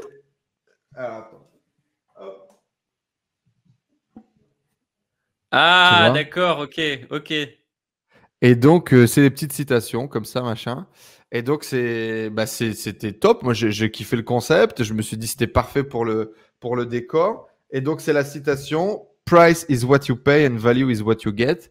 Et je ne peux être que d'accord et validé à fond là-dessus. Après Warren Buffett de très loin, la biographie un peu que j'ai écouté en audio, l'idéologie qu'il y a derrière, mais c'est tout. Je suis vraiment pas un grand investisseur. Je suis plutôt un créateur, un fonceur. Je pousse plutôt des briques, je pousse plutôt des montagnes que je ne les investis. Mais voilà, comme on l'a dit, il y a pas 50 leviers pour gagner de l'argent et puis le garder sur le long terme. À un moment donné, il faut être intelligent financièrement. Ça a été plus dur pour moi qu'autre chose parce que c'est beaucoup plus facile pour moi de dépenser de l'argent, de faire des actions que de l'investir ou de le garder. Mais on apprend. Et donc, si tu veux, j'ai investi en immobilier très tôt, juste avant de quitter mon job, donc 2016, mon premier appartement. Ici, je vais avoir l'opportunité de refaire de l'investissement IMO. C'est pour ça que je garde aussi du cash flow, comme je t'avais dit. Mais effectivement, aujourd'hui, j'ai 10, 20 000 euros qui seraient intelligents de mettre dans un investissement. Et donc voilà, c'est ce qui m'avait motivé à discuter avec Rousseau et à prendre un peu ses bons tuyaux. Avant de parler d'autres questions magnifiques que j'aimerais revenir, j'aimerais savoir un peu où est-ce que justement Rousseau les bons tuyaux en termes de société en est aujourd'hui. Vous êtes combien à travailler sur le projet? On ne se rend pas toujours compte, hein. Moi, j'ai été par exemple effaré de voir que 80% des infopreneurs français qui marchent bien, en fait, ce sont des pantins, ce sont des clowns, hein. Il y a toute une équipe derrière, voire un manager CEO beaucoup plus robuste que le mec qui est en front. Je pense là pour le coup que tu es le propre acteur de ton business et on voit bien que c'est toi qui as mis les premières briques et qui le tient depuis le début. Mais raconte-nous un peu de l'équipe qu'il y a derrière, du process de travail qu'il y a derrière, de ce que ça engendre finalement d'avoir un business comme le tien et d'aider autant de gens. Ok. Aujourd'hui, du coup, on est 5-6, puisqu'il y en a un qui est en consultant et du coup qui vient plus sur les réunions et qui va s'occuper des recrutements et autres, mais il est quand même déjà bien impliqué aussi. Donc bon, ça serait, on pourrait dire 6. En fait, je me compte jamais dedans, mais ouais, on est 6. Il y a une personne qui s'occupe de l'acquisition, une personne qui s'occupe du montage vidéo, une personne qui s'occupe du support client et de comment aider à animer la communauté, une personne qui s'occupe de mettre en place tous les systèmes et de s'occuper de faire les tunnels, les trucs sur Internet, on va dire. Ouais, le marketing en ligne, quoi. Non, là, c'est le mec en acquisition, mais là, ça va être plus sur la mise en place de tout ce qu'il peut y avoir. Techniquement, c'est ça? Techniquement, ouais, on va dire plus de façon technique sur, il faut créer des nouvelles pages de vente, il faut voir avec quelqu'un parce qu'il nous faut un texte ici ou autre, et puis l'autre personne qui est en recrutement, je sais plus si je l'ai mis ici ou pas. Et toi, c'est quoi ton rôle aujourd'hui dans ton business? Dormir, écrire des blagues. En quarantaine? Voilà. Non, mon rôle est toujours. Ah oui, d'ailleurs, non, la personne qui est sur le support maintenant, c'est une nouvelle là du coup. Il va m'aider aussi sur les recherches. Alors mon rôle, toujours, moi, c'est d'être toujours face caméra. Mon rôle est toujours très gros, sur la stratégie, sur quelle direction va prendre l'entreprise. Et c'est vraiment quelque chose. Tu sais, on parle souvent de l'innovateur et de l'implémenteur, tu vois. Toi, par exemple, je sais pas si tu as déjà fait le test, mais à mon avis, tu es innovateur. Je sais pas. Bah, si tu me dis que tu n'aimes pas faire le management et que tu aimes bien créer, lancer des trucs. Mes paroles me rattrapent. Mais effectivement, il y a la caisse. Moi, j'appelle ça l'architecte et le maçon, quoi, en gros. Ah, bah, c'est beau. C'est la franchisé. Bah, bravo. Voilà, exactement. Et du coup, j'en étais où là-dessus? Et moi, c'est ce que j'adore faire. J'ai des idées tout le temps. Je vais me lever dans la nuit. Je vais écrire sur ma Kindle des idées. Bon, des fois, c'est des idées de blagues. Des fois, c'est des idées de vidéos. Des fois, c'est des idées pour développer le business, développer des nouvelles choses. Donc, je vais faire ça. Je vais faire les recherches sur les vidéos. Je fais toutes les formations. C'est tout moi qui ai fait toutes les vidéos. Je vais faire les lives. Enfin, le but, c'est de réussir à ce que je puisse passer de plus en plus de temps sur la recherche et la création de contenu que sur le reste, en fait. Et que du coup, tout ce qui est l'organisation de business, ce soit d'autres personnes qui le fassent. C'est ça le grand but. C'est pareil, je suis pas une bête d'organisation. Je suis bon quand il s'agit de travailler en fait en équipe. Quand on est tous ensemble, tu mets une pièce, un tableau blanc et puis il y a des personnes. Bon, bah là, j'étais toujours, tu vois, justement, à l'école ou autre, celui qui allait essayer de driver le groupe un peu. Ouais. Et justement, d'ailleurs, ça, tu vois, cette position-là, quand tu es en entrepreneur remote, que tu es, la plupart de mon équipe, par exemple, elle est en Europe en ce moment. T'as pas cette façon-là d'être à côté des personnes, de voir si elles vont bien, de pouvoir balancer la blague justement pour détendre l'atmosphère, pour faire avancer les trucs, pour créer de la cohésion. Et donc, tu vois, c'est intéressant de quand même de me dire, c'est vrai que peut-être on irait plus vite si on était tous ensemble dans la même pièce au même endroit. Mais aussi, d'un autre côté, on n'aurait pas le même niveau de bonheur en dehors du taf parce qu'on ne serait pas peut-être là où on a envie d'être. Donc, c'est un truc qui est intéressant. Mais moi, c'est le plus vers là où je veux m'orienter. C'est la stratégie. J'adore l'acquisition et j'adore expliquer des trucs aux personnes, surtout sur les investissements. Aujourd'hui, est-ce que c'est tabou ou pas le CA moyen généré par ton activité? Ça dépend. Est-ce que je sais pas tabou ou pas, ça dépend. Personne ne va regarder cette vidéo. Ça ne sortira pas de cette conversation ni de cette pièce. On peut parler CA si tu veux. Ça aide pas énormément, mais on peut parler CA, ouais. C'est un ordre d'impact, c'est un ordre d'idée, c'est tout. Ok, tu veux un CA mensuel? Tu veux quoi? Ce que tu veux donner, peu importe. C'est pour avoir une idée de la taille aujourd'hui de ce que ça représente. Bon, attends. Troum. Alors, qu'est-ce que je vais dire? Non, mais je regarde. Pourquoi ça déstabilise autant? C'est toi pas qui ça, parles d'argent en permanence. J'ai pas fait la moyenne mensuelle. Et si tu veux, pendant le confinement, je pense que c'est pareil pour toi. Ça a été très bon pour moi. Donc, je vais te faire une moyenne pour te donner un truc et te donner un bon chiffre. C'est du réel, les amis. Vous voulez, c'est du réel stat. Il est vraiment en train de faire semblant de faire la calculatrice, etc. C'est magnifique. Le jeu d'acteur est juste génial. On va retrouver cet homme au box-office. Attends, on a fait combien de mois là? On a fait 9 mois du coup. Je fais d'accord, ok. Je fais 9 mois. Bon, après, on est toujours en évolution, mais du coup, ouais, on est environ, en parlant chiffre d'affaires, on est environ à 40K par mois. Euros. Ok, c'est bien. C'est une belle taille d'activité. Tu dépenses beaucoup de publicité? Non, ça va. On est en retour sur investissement sur la pub, parce qu'on est investisseur quand même. Eh bien, on est sur du 4 ou 6. C'est bien. C'est très bien. Et ça représente un petit volume, genre tu vas dépenser 5000 balles par mois ou... T'en es pas loin. Ok. Bon, félicitations. En tout cas, c'est très très bien. Du coup, tout ça, ça permet que tout le monde vive bien et puis de kiffer ta vie. Tu m'as l'air d'être plutôt lifestyle que à vouloir construire un empire niveau de l'entrepreneuriat, en tout cas niveau de cette activité-là. Est-ce que c'est vrai? Est-ce que c'est pas vrai? Est-ce que tu as un petit conflit entre les deux? Raconte-nous. Oui et non, en fait, parce que je me dis, aujourd'hui, j'ai 28 ans. Déjà, à 28 ans, ce que j'ai, c'est déjà vraiment bien. Comment? Félicitations, bon anniversaire. Merci. Je viens de fêter les miens il y a 6 jours. C'est un moment émouvant, 28 ans. Quelle année? Quelle année? C'est vrai? Bah, bon anniversaire à toi aussi, alors. 92? Ouais, 92, bah c'est un millésime, hein. Meilleure C'est cuvée. millésime, il n'y a pas de secret. Effectivement. Il n'y a pas de secret. Il y a les gens qui sont faits pour le succès et puis les autres. Bah voilà. Si t'es pas né en 92, c'est pas ça de ta choisit, voilà, c'est ça. C'est le loto. Ça C'est choisit comme ça. à l'année. Du coup, un peu plus de sérieux, j'ai perdu le fil. Ah ouais, l'Empire et l'Empire contre-attaque, c'était ça. Alors, effectivement. Rousseau, je suis ton père. L'Empire, du coup. Est-ce que tu es plutôt effectivement du côté lifestyle? Ouais, c'est ça. Avant, j'avais un petit peu cette vision, ouais, je veux ma start-up. Je veux ma start-up parce que j'adorais, tu vois, Xavier Niel et compagnie. Je me disais, je veux ma start-up.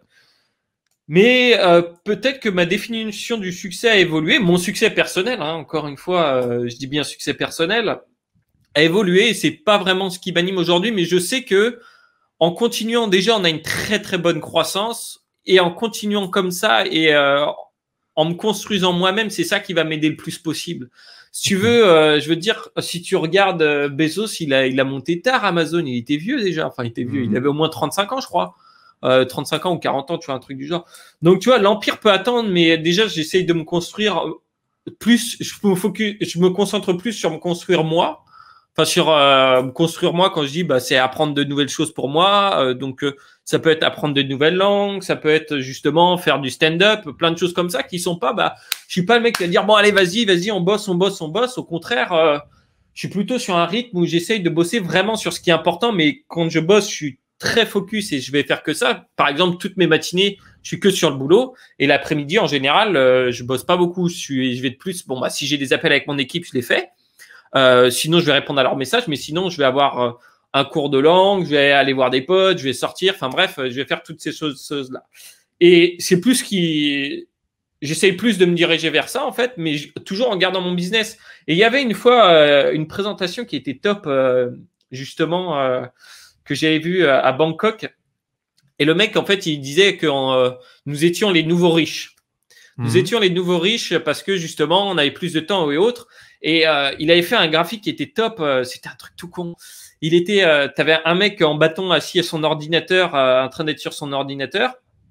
Et t'avais l'autre photo d'après où tu voyais la même chose, mais sauf que la plante, elle avait vachement grandi derrière. Et dit, ouais, voilà, vous pourrez être à 45 ans toujours à bosser un peu sur vos tunnels, mais relax, quoi. Vous aurez bien appris plus et profité de la vie de plus en plus parce que je me suis dit, putain, mais c'est vrai. Enfin, j'ai de la chance, quoi. Mon boulot n'a pas de pénibilité. Et je pourrais le faire très longtemps, travailler sur ma passion. Et donc, j'ai pas à me dire, non, il faut que je fasse tout maintenant. Et puis, je serai riche à cette époque, à ce moment-là, et puis je plaque tout. Mais ça serait dommage parce que tu sais jamais. C'est une très belle piqûre de sagesse que je prends en pleine face que tu es en train de nous partager parce que je connais quand même la majorité des entrepreneurs qui sont autour de moi, sont en permanence en train de courir. On est toujours en train de courir, on est toujours en retard de quelque chose, c'est de l'objectif qui arrive ou de des tâches qu'on devait faire hier. Et c'est très beau, la subtilité avec laquelle tu as intégré cette notion de finalement, j'ai le temps, j'ai pas besoin de courir et je prends du temps pour moi pour me construire. Il y a une citation que j'aime beaucoup, qui me fait vachement penser à ce que tu dis, c'est passer un maximum de temps à apprendre qui vous êtes et ce que vous voulez vraiment faire dans la vie, et puis le reste de votre vie, passer le temps à exploiter ça et à vivre ça. J'ai l'impression que ça résonne aussi beaucoup en toi. Ça me fait aussi beaucoup venir des notions de développement personnel finalement, où tu te cherches, tu travailles sur toi, tu prends du kiff, tu apprends plein de compétences et puis on verra plus tard dans quoi je fais ma vie finalement. Est-ce que c'est un peu l'approche que tu as et comment ça t'est venu finalement cette approche? Comment ça m'est venu? Bah, ça m'est venu justement. À la base, tu parlais beaucoup d'argent, j'ai envie de devenir commerçant, machin et tout. On aurait pu croire. Ouais, mais justement, j'ai vu ça aussi en fait. J'ai vu ça aussi. J'ai vu mon père travailler les samedis. J'ai vu mon père être claqué le dimanche, tu vois. J'ai vu ça aussi. Donc je me suis dit, j'ai pas envie de ça, quoi. Je me suis dit, c'est pas mon truc. J'ai envie de, si j'ai des enfants, bah pouvoir aller les voir au foot. J'ai envie de pouvoir prendre du bon temps surtout. Et tu vois, il y avait un jour, justement, j'étais revenu en France et ma mère me dit, mais t'en as pas marre? Est-ce qu'un jour, tu vas pas trouver un boulot où c'est chiant d'y aller et ça te saoule, machin? Et je me suis dit, mais En fait, elle en avait tellement marre, je pense, de me voir. J'arrive, moi, je sais pas, j'étais à moitié en vacances, tu vois, j'étais en France, je fais bon, je descends, il est 8h, 9h. Puis tu sais, pour eux, c'est bizarre de travailler quand t'es à la maison ou un truc du genre. Tu vois, j'étais revenu juste pour les vacances. Et quand elle m'a dit ça, mais je fais, mais c'est complètement idiot ce que tu dis. Enfin, pourquoi j'aurais envie de ça, quoi? J'ai pas envie de ça, tu vois, j'ai pas envie déjà. Il y avait beaucoup de choses. Déjà, quand tu sais ce que t'as pas envie, ça t'aide beaucoup dans la vie, je trouve. Tu disais déjà, ce qu'on dit toujours, ah, mais qu'est-ce que tu as envie de faire? Qu'est-ce que tu as envie de faire? Bah, dis-moi déjà ce que tu n'as pas envie de faire. Déjà, tu feras pas ça et ça t'aidera beaucoup plus. Et puis, si tu trouveras de plus en plus simple comment trouver ça. Donc, moi, il y avait un truc, je voulais pas me lever avec un réveil. Je déteste ça, avoir un réveil. Et c'était un des trucs que je disais, bon, je veux pas me réveiller avec un réveil. Bon, ceci dit, je me lève tôt. Hein, je suis un lève tôt. Je me lève vers 6h en général. Mais c'était un truc important pour moi. Donc je savais ça et après il y a eu après j'étais justement sur ce style de vie digital nomade, voyager ou autre et j'avais fait une liste de mes priorités. J'avais dit la première chose puisque justement je m'étais dit un an bon bah soit je rentre parce que je suis fauché ou je rentre parce que je suis ennuyé du voyage. Ouais. Et j'avais une liste de priorités qui était première chose. Si quelqu'un me propose de visiter, je dis oui. Si quelqu'un me propose de rencontrer, je dis oui. Et troisième, je bosse. Donc c'était s'il y avait quelqu'un qui arrivait dessus, je faisais ça. Bon, petit à petit, au final, je me suis mis. Après, je me suis rendu compte que j'arrivais de plus en plus sur bosser. Et une fois, quand j'étais en Colombie, le mec, il est là, il a été ici, là, machin. Mais c'était une fois en Colombie. Au moment justement du raid des cryptos, là où ça partait dans tous les sens, il y a je sais plus quelqu'un qui me propose de faire un truc. Et puis ah non, il y a eu un autre événement avant. Il y a eu un événement avant à Panama du coup. J'avais ce bracelet, j'avais le bracelet de la Nomad Cruise là. Et du coup je bossais pas mal, je sortais et tout. Enfin bref, j'étais sur un style de vie on va dire qui est assez drainant en énergie. Et je vais pour couper ce bracelet avec le couteau. Et là, en fait, le couteau arrive dans ma face. Et heureusement, je me perce pas l'œil, tu vois, mais ça me tape comme ça à la tranche. Je fais putain, mais qu'est-ce que je suis con. Et je fais, faut vraiment que je lève le pied sur la pédale parce que là, ça rime à rien, tu vois. Je prends même plus le temps de penser à comment je vais couper ce truc-là, à prendre le temps de ça. Et le deuxième piqûre de rappel qui arrive, justement, quand j'étais en Colombie, donc c'était crypto, il fallait être tout le temps connecté, il fallait être tout partout. Puis il y a quelqu'un qui me propose un truc et puis je dis non parce que, je voulais rester sur mes cryptos, quoi. Et au final, demain, je sais très bien, on se rappellera jamais du moment où on s'est dit, c'était génial, un jour tu restais à trader jusqu'à 2h du matin, c'était génial, personne te demandera ça. Non, on te demandera, bon bah voilà, comment c'était quand t'es allé voir là où il était la prison de Pablo Escobar ou tu vois des trucs comme ça, tu vois, c'est ça qui est intéressant dans la vie. Enfin, je dis pas qu'il y a que le voyage qui est intéressant, il y a aussi le voyage interne et ça c'est quelque chose que j'ai découvert après, qui est d'apprendre plus sur soi-même et des choses comme ça, justement, et de voir ce qu'on peut voir à l'intérieur de nous. Et en fait, c'était ça. Bon, alors après, des fois, peut-être que je vais commencer à plus bosser. Et heureusement, j'ai des bons potes qui sont aussi dans cet état d'esprit-là, qui vont peut-être me freiner un peu, mais j'ai toujours peut-être à un moment une piqûre de rappel qui va arriver et qui va me dire, mais au final, c'est pas que ça, la vie, c'est pas que le taf, quoi. Et puis de toute façon, au bout d'un moment, quand tu gagnes bien ta vie, que tu étais des personnes. Déjà, si tu te concentres vraiment sur faire ce qui est le plus important, c'est ce qui sera bon. Et il y en a beaucoup qui veulent juste s'occuper parce que, en fait, je pense qu'il y a beaucoup de personnes qui ont peur de s'ennuyer, qui ont peur d'être seules et du coup, qui vont se mettre sur le boulot, quoi. Ils vont renvoyer ça sur le boulot. Merci, Antoine, pour cette belle messe. Père Antoine qui vient de prêcher, du coup, à la communauté. J'aime beaucoup. On passe maintenant un peu à une autre catégorie de nos questions. On va bientôt arriver vers la fin de cette interview quand même, parce qu'il va être l'heure d'aller voir les copains et de boire des coups et tout. Sinon, Antoine, on va lui casser son calendrier là. C'est quoi? Je suis en quarantaine. Ah bon, bah ça va. Je suis en quarantaine. C'est pour ça qu'on est là de toute façon. Sinon, on n'aurait pas eu le droit d'avoir. Je sors pas beaucoup le soir. J'ai quasiment arrêté de boire. Je bois très rarement, donc. Mais j'aime bien sortir. Vaut mieux parce que quand t'es quelqu'un déjà d'hyperactif qui sort des blagues à tout bout de champ, quand t'es bourré, c'est bordélique. Ah, on le sait. Ouais, c'est vrai. Bah, c'est moins quand même. T'as moins parce que t'as plus le. Tu sais, t'as des gens, ils ont besoin d'être bourrés pour unleash, tu vois, pour libérer oui. la bête, pour libérer qui y a dedans. Et moi, je sais déjà, je l'ai déjà C'est un peu en l'inverse. contrôle. Quand tu bois un verre, contrôle. pouf, ça contrôle un peu, tu réfléchis quand tu parles. Je vois très bien de quoi on parle. Antoine, c'est quoi tes 3 plus grosses galères que personne ne connaît? Tes petits secrets à la Bruce Wayne. Les plus grosses galères, les trucs les pires qui me sont arrivés, quoi. Ouais. Et que t'as pas osé communiquer. C'était Bah trop ouais, mais gros bon, pour là, en on en a parler. déjà parlé un peu. On a déjà parlé un peu. T'aurais pu ce genre de questions, t'envoies avant ça. Ah non, justement, on creuse, on est là. Bah on creuse, tu creuses pas du tout. Tu me dis là, vas-y, va creuser, je sais même pas où commencer, moi. Scavenge. Mais franchement, je sais pas parce que justement, j'essaie. La plupart de mes galères, j'ai commencé à en parler. Pourquoi? Parce que j'avais vu un type qui disait justement, j'essaie d'être le plus proche de la version de moi en ligne par rapport à ma vraie version de moi-même. Et donc comme ça, bah, du coup, tu te sens de plus en plus à l'aise. Donc dernièrement, justement, j'ai parlé de quoi? Alors comment je vais pouvoir formuler ça? C'est ça qui est compliqué. J'ai parlé du conflit. Avec des mots. Ouais, j'ai parlé du conflit avec mon père, mais qui était plus un conflit interne, tu vois, Okay. parce que c'est pas, il y a Sur ta comme chaîne, une sur espèce. ta liste email, où est-ce que tu te donnes l'opportunité de parler de sujets comme ça qui sont un peu en décalage avec tes sujets initiaux? Alors ça, j'en ai parlé dans un atelier en ligne, Ok. dans un des webinaires, ouais. J'en ai parlé dans un des webinaires, et parce que c'était un petit peu le conflit, tu sais, t'as des personnes dans ta vie où, tu vois, au moment où tu vas être en galère, vont te dire, bah, tu vois, je t'avais dit, démerde-toi maintenant.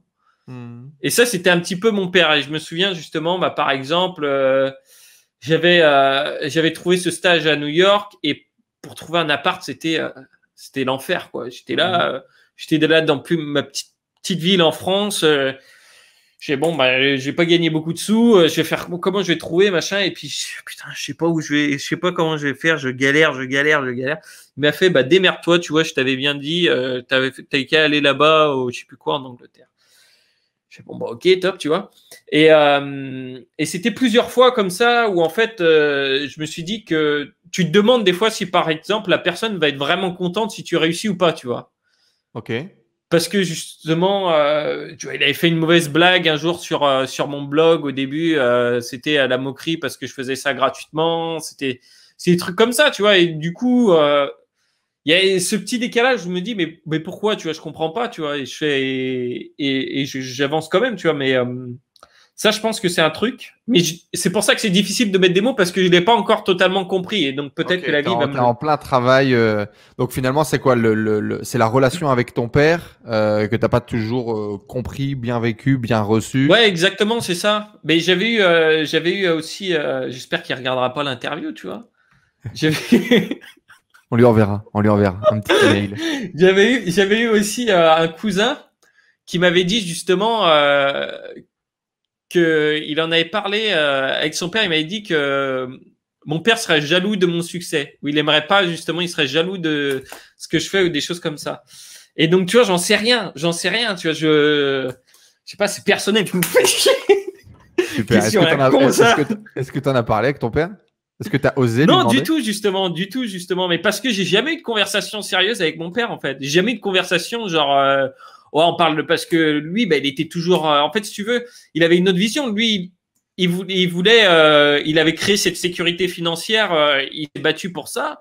Et bah, il sait pas trop comment peut-être nous la transmettre, tu vois, j'en sais rien de ce qui se passe dans sa tête. Et peut-être qu'il disait pas ça, mais jamais il m'a dit, jamais il m'a dit, bon bah voilà, t'inquiète pas, si jamais ça marche pas ta boîte, tu peux revenir chez nous. Enfin bref, il y avait pas de ça non plus, tu vois. Donc Et t'avais j'en besoin de sais rien. l'entendre peut-être à un moment? T'avais envie de Pardon? l'entendre peut-être? T'avais envie de l'entendre? Bah, je peux pas dire ça aujourd'hui puisque comme je t'ai dit, aujourd'hui je suis content de qui je suis, donc j'ai pas cette rancœur, j'ai pas ce mal-être ou autre parce que c'est tes expériences positives et surtout négatives qui t'aident à te forger, donc j'en sais rien. Peut-être que ça aurait aidé des personnes, peut-être que ça aurait été un moment ou un autre, j'en sais rien. Ça, je peux pas le savoir. Je peux Mais pas ça fait savoir. partie de ton histoire en tout cas Ouais. et ça fait partie de l'histoire de beaucoup d'entrepreneurs, de beaucoup de mecs, d'avoir une relation, d'avoir des relations, je dirais, un peu incomprises. Euh, J'imagine, et je ne sais pas pourquoi, mais dans tous les cas, 80% des gens qui m'entourent, c'est le cas, une certaine forme de sensibilité, peut-être d'hypersensibilité chez toi, je ne sais pas, peut-être, un ressenti C'est possible. différent de la moyenne. Beaucoup de choses qui sont C'est possible. possibles aujourd'hui en 2020.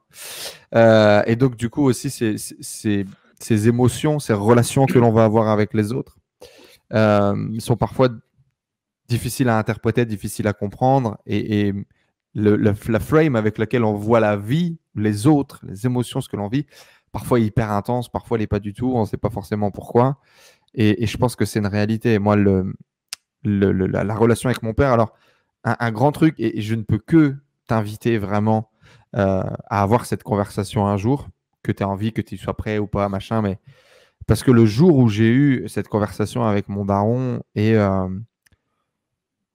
et où je lui ai dit en fait ce que je ressentais, ce que j'avais vécu, le mal-être qu'il m'avait fait vivre en tant qu'enfant, et comment je m'étais senti pas aimé, rejeté, et avec ces mots-là, même si j'avais genre pas de rancœur ou pas de méchanceté, mais en fait, il y avait toujours cette énergie négative qui véhiculait, tu vois, que j'amenais avec moi. Cette peur, ce manque de confiance qui était alimenté par cette relation. Et le jour où j'ai pu le prendre entre quatre yeux et lui dire tout ce que je ressentais, après, il n'y avait plus que de l'amour, tu vois. Parce que ma perception de son comportement, de comment il avait agi, de ce qu'il avait fait, une fois que je l'avais enlevé de tout choc émotionnel, de toute émotion négative, en fait, j'arrivais plus à voir juste qu'un type fou amoureux de son fils, ne sachant pas comment lui dire, ne sachant pas comment faire, a essayé par 10 000 et une manières de lui inculquer, tu vois, les valeurs qui pour lui étaient les valeurs de la vie. Et aujourd'hui, mon père, c'est mon premier fan, tu vois. Euh, et ça aurait pu être complètement différent, je pense, si on n'avait pas eu ces échanges. Et aujourd'hui, je suis super fier. Mon père a quitté son boulot. Ils ont essayé de partir vivre à l'étranger. Aujourd'hui, il s'est lancé en tant qu'indépendant dans l'immobilier. Et je suis derrière lui en mode allez, vas-y, objectif, 10 visites ce mois-ci, lance-toi. Et à 55 ans, il repart dans une nouvelle vie, tu vois. Et je pense que lui aussi, le fait en fait d'avoir eu cette conversation avec lui, d'avoir osé mettre des mots sur ce que lui peut-être avait jamais identifié ou mis des mots aussi, ça lui a permis lui aussi, tu vois, Ouais. genre de guérir, de soigner, d'accepter aussi peut-être. Parce que je pense que être papa, et ça nous arrivera certainement plus rapidement que prévu, moi putain, ça toque à la porte de plus en plus là. Il y a aucune idée, frère. Aucune idée. Aucune idée. Et de ce qui se passe dans ta tête, dans ta matrice à toi, à ce qui va réellement se transmettre et être vécu par un autre être humain, putain, il y a un monde qui est tellement énorme, tu vois. Ouais, Et je j'avoue. me dis que C'est intéressant, c'est vrai. il faut essayer de le vivre, de le lâcher pour toi et pour lui. Bref, fermons Je cette suis d'accord. parenthèse. Merci beaucoup à toi en tout cas de l'avoir partagé, ça fait plaisir. Sache qu'effectivement, c'est un peu un de mes trucs, c'est d'aller de creuser quoi. C'est d'aller dans le deep, d'aller dans le réel, d'aller dans ce qu'on raconte pas forcément ailleurs. Puis t'inquiète pas, à 1h10, il n'y a que quelques survivors qui sont encore avec nous quand tu as commencé à parler de ce sujet. Moi, j'avais autre chose sur lequel j'avais envie de rebondir parce que c'est quelque chose qui a drivé pas mal ma vie. Tu parlais de l'humour qui était ton super pouvoir. C'est la dernière question deep, promis. Est-ce que finalement, tu as utilisé l'humour en barrière émotionnelle? Est-ce que l'humour t'a développé comme étant ton art, ton skill, pour justement pas avoir à parler des trucs qui pètent les burnes, pas avoir à montrer ses Ouais. émotions, pas Ouais. avoir à... Ouais. Ouais, j'hésiterai pas. J'hésiterai pas sur des sujets. J'hésiterai pas, je dégaine. Non, bah oui. Mais après, c'est vrai que ça se présente quand même rarement. Ça se présente quand même plus rarement qu'on ne le pense parce que en général, des fois, c'est justement si c'est vraiment trop profond ou autre, tu peux pas rebalancer là-dessus. Mais bien sûr, ouais, l'humour permet de sortir de ces situations qu'on juge inconfortables. Et il faut apprendre justement. Mais je pense que justement, si on veut être bon dans l'humour, ou du moins s'améliorer, il faut apprendre à faire face à ces situations inconfortables sans ça, pour mieux justement avancer avec. Pour mieux avancer après, je pense. Ouais. L'élévation du niveau de conscience, tu me diras ce que tu en penses. Toute ma vie, j'ai utilisé l'humour pour fuir ou montrer un masque que j'avais pas envie que les gens creusent derrière ou voient ce qui se passe en réalité. Ouais. Et en développant le niveau de conscience, tu apprends à utiliser l'humour pour partager la vérité. Qu'est-ce que tu en penses de ça?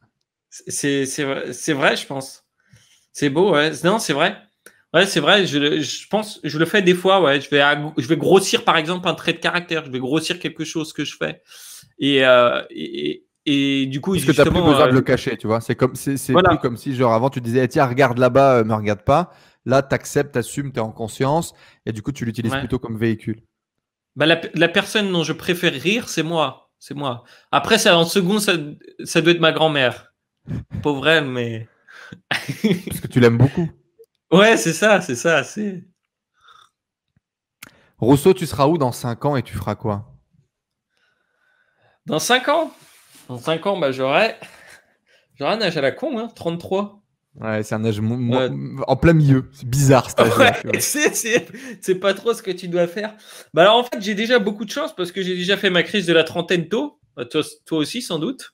Parce que justement, tu vois, je me foutais toujours de la gueule de mes potes parce que ils avaient toujours en général 30 ans, ceux qui faisaient bon bah vas-y je plaque tout, je deviens digital nomade. C'est un moment je fais tu fais encore un qui fait la crise de la trentaine, donc je sais pas si j'en aurai une puisque je la fais déjà, je pense, étant donné que je me trouve déjà à ma place. Ça se trouve dans 2 ans ça sera changé. Dans 5 ans, où est-ce que je serai? Ben je sais pas si je serai toujours en Thaïlande ou si je serai aux States. Non, je pense que je serai jamais complètement aux States parce que c'est trop compliqué de rester là-bas. Puis après, t'as la taxation et tout, machin. Dans 5 ans, je me vois plus sur le stand-up, avec pas mal de stand-up et aussi une bonne grosse présence. On aura fini le territoire français sur les finances personnelles et sur l'investissement. Donc ça sera bien. Ça, c'est les côtés extérieurs. Moi, personnellement, bah déjà, je serai plus en phase avec moi-même, je pense, encore plus qu'aujourd'hui. Donc, j'aurais appris à me connaître encore plus. Mais c'est difficile de savoir ce qu'on ne sait pas, quoi. Tu vois, je sais pas ce qui me reste à apprendre sur moi-même avant que j'ai commencé à l'apprendre. Justement, Tony parle beaucoup d'éveil spirituel. Je sais pas si il t'en avait parlé. C'est un truc que je connais pas du tout. J'écoute, mais je connais pas du tout. Je l'ai pas vécu. Je veux lancer un podcast qui s'appelle L'éveil. Ah, l'éveil, d'accord, ok. Sur le sujet, bien évidemment. Ok, sujet cool. Très intéressant. Ah, mais ouais. Mais dans tous les cas, si tu te questionnes et que tu continues de te questionner, tu finiras par titiller parce que ça fait partie de l'humanité pratiquement. Ah, c'est possible. Donc, dans 5 ans, eh bien, pareil, hein, je prendrai du temps pour prendre soin de mon corps, de prendre soin de moi, prendre soin de mon mental. Donc, ça ne changera pas. C'est vrai, personnellement. Marier des enfants? Bah, je sais pas, tu vois, ça, tu peux pas le vouloir. Parce que ça se trouve, j'en sais rien, ça se trouve, je suis stérile, tu vois, j'ai jamais fait de test. Puis ça se trouve, j'aurais pas trouvé la bonne personne, tu vois, donc je peux pas me dire non, je le veux parce que c'est pas un truc où j'ai un pouvoir d'action maintenant. Ok. Et c'est pas quelque chose où j'ai un pouvoir d'action, donc ça serait dommage si à partir du moment, tu vois, il y a des personnes qui rentrent en dépression le jour où elles se disent, elles voulaient un enfant, elles ont commencé à faire des plans sur la comète parce qu'à partir du moment où tu plantes la graine dans ton cerveau, ça va continuer de pousser, tu vois. Bah, toutes les femmes ont 30 ans, frère. Voilà. Et après, tu te rends compte que tu peux pas faire de gosses. Il y en a, ils sont ruinés. Après, ça dépend de quelle force mentale tu as. Tu peux adopter, tu peux faire tout ça aussi. C'est vrai, c'est possible, hein, au final. Je pourrais me dire, je passe par des phases, je me dis oui, je pense que oui, j'aurai une famille, je pense que oui, j'aurai des enfants. Que j'en ai, que ce soit des miens ou adoptés, peu importe, tu vois. Maintenant qu'on a trouvé une solution, hein, grâce à ce podcast. Et je sais pas, ouais, je pense, de toute façon, je voyage de moins en moins, je bouge de moins en moins parce que c'est quelque chose qui m'intéresse de moins en moins. Ouais, c'est quelque chose qui m'intéresse de moins en moins. J'ai vu plein de belles plages, j'ai vu plein de beaux paysages, j'ai vu plein de belles cultures et j'adore les gens. J'adore les gens et je pense que de creuser en profondeur dans les gens, c'est aussi quelque chose qui m'intéresse de plus en plus plutôt que d'avoir juste la surface à chaque fois. Mais bon, une fois que tu as eu la surface de beaucoup de personnes, tu commences à te repérer, à connaître un peu. Et donc, je pense que c'est pour ça aussi. Et je me vois plus avoir, tu vois, deux maisons, quoi. Une maison à un endroit, par exemple, une en Asie pendant 6 mois, et puis une ailleurs, peut-être en Europe, ou une plutôt que sur le continent américain, tu vois. Ça, j'en sais rien, ça serait à voir encore. Super. C'est quoi ta citation préférée?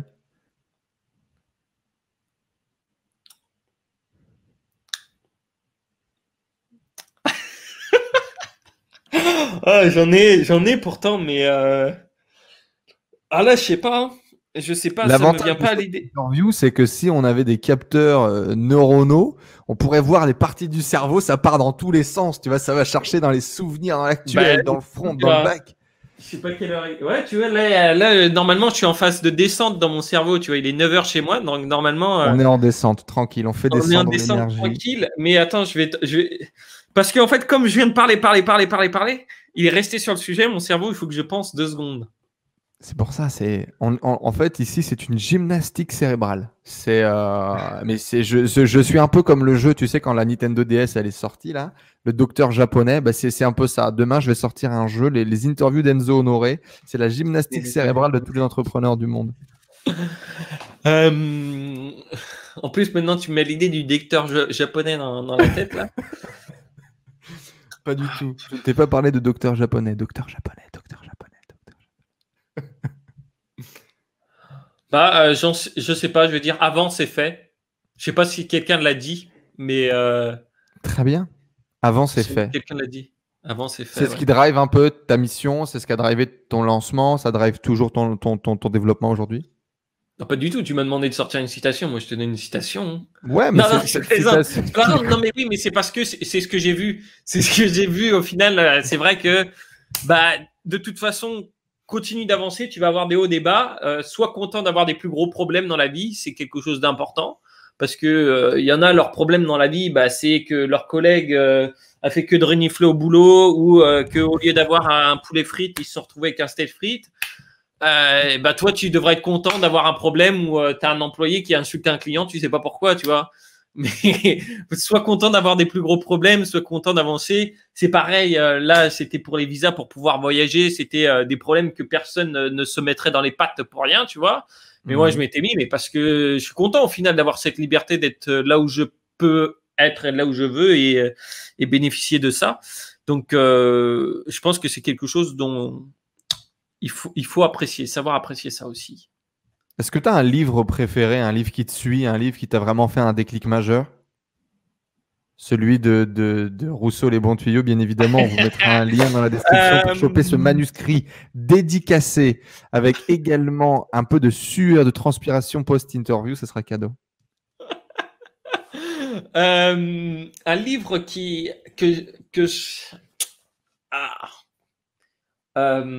déjà, c'est pas La Semaine de 4 heures, parce que je l'ai pas trop apprécié au final. Un livre que...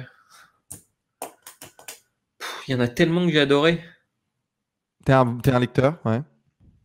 Ouais, je suis devenu un lecteur, ouais. J'en lis un bouquin par semaine, à peu près. Donc, je sais pas si ça rentre dans la catégorie lecteur, mais je pense. Je pense que c'est beaucoup. Ouais, je pense que c'est bien. La moyenne, elle est dégueulasse. La moyenne de lecture en France, en Europe et dans le monde, elle est dégueulasse. C'est moins d'un bouquin par an, je crois, un truc comme ça. Ouais, mais bon, moi, j'ai pas envie de faire partie de la moyenne, donc après, on est d'accord. Mais c'est dingue ça. Je suis vraiment désolé pour les auditeurs. C'est vraiment une plaie. Hein. Les auditeurs t'adorent. Pas de bons tuyaux sur le livre, du coup?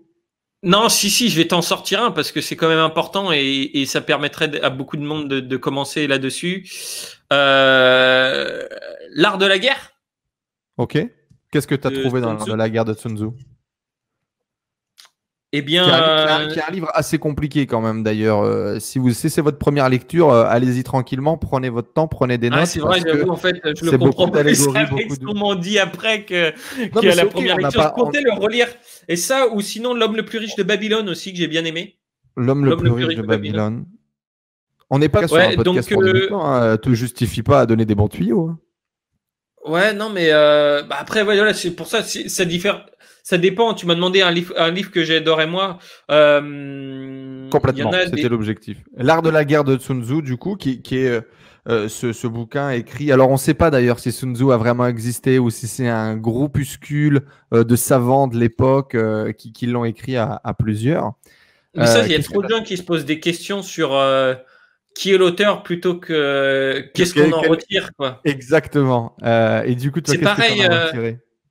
Non, mais c'est pareil pour rebondir là-dessus sur Père riche, Père pauvre. Tout le monde est là. Ouais, Robert Kiyosaki, il a fait sa fortune avec ses bouquins, pas avec ça, machin.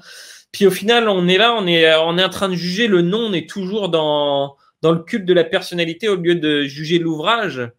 Et l'ouvrage de Robert Kiyosaki est très bon de la façon dont il l'a écrit, la façon dont il transmet. Justement, il est passé avec toute cette histoire plutôt que le brut. Vas-y, fais ci, fais ça, fais ci. Et je pense que ça aide beaucoup de personnes et l'enseignement est bon dedans. Donc c'est vrai. Après, ce qu'il fait autour, on s'en fiche, quoi. Chacun achète ce qu'il veut. Sur l'art de la guerre, il y a beaucoup de choses en fait sur justement. Essayer de voir les choses différemment. Essayer de voir les choses différemment et penser différemment. Et ça, je pense que c'est important parce que sinon, on se retrouve toujours à être dans le moule. Et le moule, même si c'est la généralité, ça ne veut pas dire que c'est le bonheur. Et du coup, c'est pas forcément dans la généralité qu'on va trouver le bonheur. Waouh. C'était la messe de Père Antoine. J'adore. Non, mais sans déconner, j'adore. Je vais faire un podcast comme ça, moi, je vais l'appeler comme ça, la messe de Père Antoine. Mais grave, c'est tous les mercredis en live à midi sur la chaîne YouTube. C'est Antoine Pétavin, du coup, qui s'est pointé. Je suis parti pisser. Et pendant que je lui ai laissé l'antenne, il dit voilà, donc maintenant les fidèles, vous allez vous mettre à prier. Ça va être la messe du mercredi. Bref, toute une histoire. Merci beaucoup en tout cas pour ça. Je pense qu'effectivement, que cette idée de changer de perspective, c'est finalement la clé de la vie, que ce soit dans la richesse, dans la richesse personnelle, dans le développement personnel, dans la richesse du business, dans ta capacité à gérer les émotions au quotidien. Si tu es capable de changer de perspective dans tout, systématiquement, dès que tu as besoin, entre guillemets, de te transformer, de grandir, tu changes de perspective, tu grandis. J'ai l'impression que c'est la solution à tout. Aujourd'hui, peut-être dans 2 ans, je te dirai quelque chose de différent. C'est déjà bien de savoir aujourd'hui, hein. C'est déjà pas mal. Si tu avais une baguette magique et que tu pouvais réaliser un de tes souhaits, peu importe l'échelle, ça serait quoi? On prend la lampe, tu te frottes un peu la lampe, sans mauvais jeu de mots. Il y a le génie qui sort. Ouais, j'ai un souhait. Mettre mon bouquin dans chaque foyer français, francophone. C'est beau, merci beaucoup. La question à 1 milliard, Antoine. Mais ça finit jamais ton truc ou quoi? Je croyais que j'allais être plus tranquille, que machin, on arrive, bon, juste une dernière question là-dessus, puis après on a une question là-dessus. C'est du marketing. Quand tu dis au mec, juste une dernière question. Ah, mais là, t'as un tunnel de vente avec 12 upsells, là, mon gars. Est-ce qu'on passe un bon moment? C'est ça la vraie question. Est-ce qu'on se sent pas bien, là? Est-ce qu'on n'est pas dans ses baskets? Tu me fais penser à cette pub avec le lapin, là. Je sais plus c'était pourquoi. On n'est pas bien, là? Toi, moi et mes belles baskets? Je connais pas cette pub. Sans déconner. Bon, je te l'enverrai. Allez, dernière promis. Enfin, il y en a une juste après, mais bon, voilà. Est-ce que l'on est entrepreneur ou est-ce qu'on le devient? Bon, on le devient. On le devient. Mais parce que je sais pas. Alors après, là, c'est la philosophie, mais le cerveau, enfin, tout ce qu'on vit, c'est le fruit de nos expériences passées. Donc, le fruit de nos expériences passées font que il y en a qui vont voir quelque chose, ils vont se dire ah tiens ça m'intéresse machin, et puis ils vont faire qu'ils sont dans un cadre où déjà il y a de l'entrepreneuriat ou pas du tout, et puis ils voient d'autres choses et c'est comme ça. Et donc c'est au final c'est un petit peu le chemin qui va se mettre autour de nous dans notre vie qui va faire qu'à un moment on va se dire ouais non moi je vais être entrepreneur. Donc, on peut le devenir. Ouais, on le devient. C'est parce que justement, d'ailleurs, il y avait un truc, tu vois, comme quoi on évolue. Au début, bah, justement, quand j'avais 20 ans, là, à mon stage, je pensais que on naissait vendeur. C'était pas on pouvait devenir vendeur, c'est on naissait vendeur. C'était parce que au final, toujours le grand truc quand t'es petit à l'école ou quoi machin, c'est toi t'es bon à ça, toi t'es nul à ça, toi t'es bon à ça, toi t'es nul à ça, toi t'es bon à ça, toi t'es bon à ça, t'es nul à ça. Et donc du coup tu prends ça et tu te dis bon bah voilà, par exemple il y en a ils vont se dire bon bah moi je suis nul en chiffres, c'est comme ça et je suis nul en maths. Mais en fait pas du tout, c'est peut-être parce que t'as loupé un wagon et du coup t'es complètement perdu et il te manque juste cette pièce et après tu seras totalement bien. Et ça veut pas dire que ça serait ta plus grande spécialité, mais il y a ça, par exemple, bah, tu as été timide, mais en fait, tu es timide parce qu'il y avait un autre truc, et puis au final, tu pourrais ne plus l'être. Enfin bref, donc pour moi, ouais, on le devient. Quelle est la part du développement personnel, sous toutes ses formes, dans ta vie aujourd'hui et dans ta vie d'entrepreneur? Alors bizarrement, moi, en fait, elle est faible et pas faible. Bah, tu as un mindset complètement dans le dev perso. Hein. Complètement. Je sais, mais en fait, le truc, c'est que j'ai jamais lu de bouquin de dev perso ou autre, si ce n'est que j'ai commencé cette année, tu vois. J'ai commencé il y a 2-3 mois. Oh, je suis parti. Ouais, la caméra qui s'est mise en veille ou un truc comme ça. Ouais, attends, on va revenir. C'était peut-être l'USB. C'est surtout la cloche qui sonne la fin de la récréation. Ah bah de toute façon, moi c'est synchronisé. Hein. Tu peux pas me laisser plus longtemps que c'est prévu. Après, tu disparais des écrans. Google te coupe. Voilà. Moi, il y a les connexions qui s'éteignent. Bah, je crois qu'on va continuer en mode freestyle hein, parce que ça fait 1h40. T'as les gens qui sont là. Ils ont plus. Ils ont l'image de toi. Tu apparais dans leur esprit quand ils ferment leurs yeux. Ne t'inquiète pas. Ok. Bon, du coup, c'était quoi la question? La part du développement personnel dans ta vie d'entrepreneur. Alors, du coup, je sais pas en fait. J'en ai beaucoup. Qui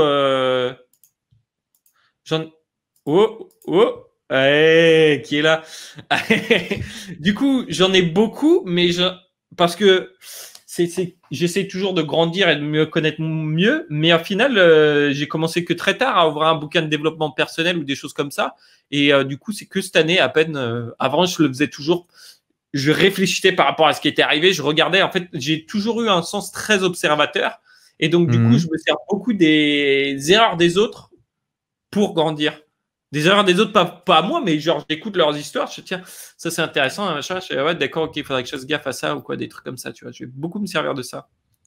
C'est justement l'objectif de ma question, c'est de montrer que le développement personnel, c'est pas uniquement aller à un séminaire de Tony Robbins ou de lire un bouquin, mais le développement personnel, en fait, c'est une compétence qu'on a tous et qu'on fait naturellement, mais qu'on s'en rend pas forcément compte. Et donc, du coup, toi, comment ça se matérialisait justement? C'était, tu prenais du recul, tu réfléchissais, tu te posais des questions, comment ça marche? Ouais, c'est ça en fait. Ben, je sais pas, moi, je suis toujours en train de penser à beaucoup de choses ou quoi ou autre. Donc avant, ça me posait problème justement parce que j'arrivais pas à m'endormir, des choses comme ça. Je suis toujours en train de réfléchir. Alors surtout si je devenais anxieux ou en stress ou quoi, machin, voilà, c'était l'enfer. Je dormais pas. Aujourd'hui, je dors très bien si tu me demandes.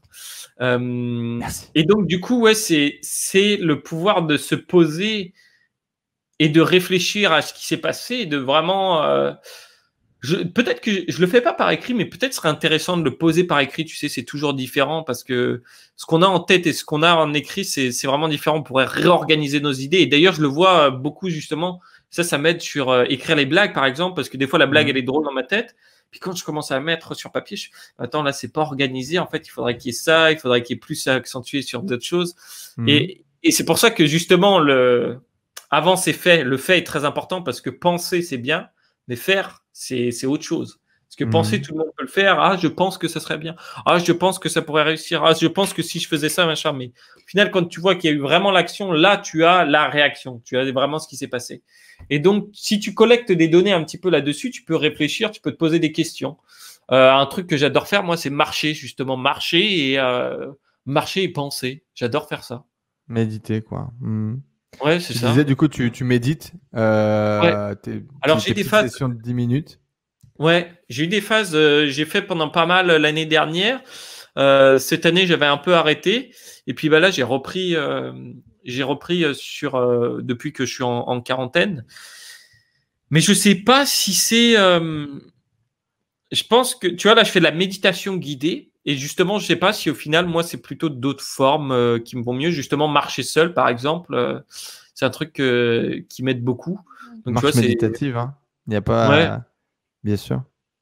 Moi, ce que je retiens en tout cas, c'est un état d'esprit très curieux, faire beaucoup de choses, tester beaucoup de choses, une remise en question perpétuelle de sa responsabilité et de je suis responsable de ce qui se passe, etc. Machin. C'est du dev perso, je te garantis. C'est naturel chez toi, mais je peux te garantir que ça n'est pas chez tout le monde. Et une curiosité, une capacité à se remettre en question, à prendre de la distance et à réfléchir aux actions qu'on a. Tout ça, c'est effectivement les meilleurs conseils de dev perso dans le meilleur bouquin que tu trouves sur Internet, quoi. Donc, super. Merci à toi en tout cas, Antoine. Merci à toi aussi, Enzo. C'est C'était triste, sympa. mais cette interview arrive à sa fin, Antoine. Voilà. Ah non, c'était Écoute, vraiment, j'ai pris du bon temps. J'ai pris du bon temps. J'ai encore des trucs, mais bon, je préfère qu'on arrête là. Peut-être on se retrouvera dans J'ai un vu des gens, prochain ils font des épisode. podcasts de 3 heures. De 3 Je heures, de suis 3 heures. un grand fan de Joe Rogan. Ne serait-ce que pour le personnage, mais également pour le contenu. Je sais pas si tu connais, c'est le podcast américain le Ah bah plus si, écouté. Ouais, si, je connais. Voilà, c'est notre gourou à tous. C'est Elon Musk, bien évidemment. Et du coup, c'est justement pour ça. C'est je suis un des mecs les plus riches du monde, les plus successful du monde, les plus hard workers du monde. Je me fume un pétard, je suis complètement défoncé sur un podcast et je parle de trucs complètement fous. Il y a un truc, moi, qui m'obsède et qui fait partie de ma libération. Quoi? Je l'ai relancé. Dis-le si je te fais chier, frère, je te laisse aller te coucher. Ouais, de toute façon, c'est un enregistrement, là, c'est un automatique. Ah, c'est le kiff. C'est le kiff. Bon, je finis de raconter mon histoire quand même, et après je te laisse peut-être. Je pense que ça peut faire écho avec toi. C'est cette idée de notre bizarrerie, en fait. Tu vois, ce type, il est intéressé par des sujets qui sont à l'opposé de ce qui intéresse les mœurs. Il a des envies, une façon de vivre, une façon de voir le monde, une perspective qui est complètement différente. Et le type, il l'assume, il la vit à fond. Et il a des gros résultats. Et c'est un peu en mode fuck you all, tu vois.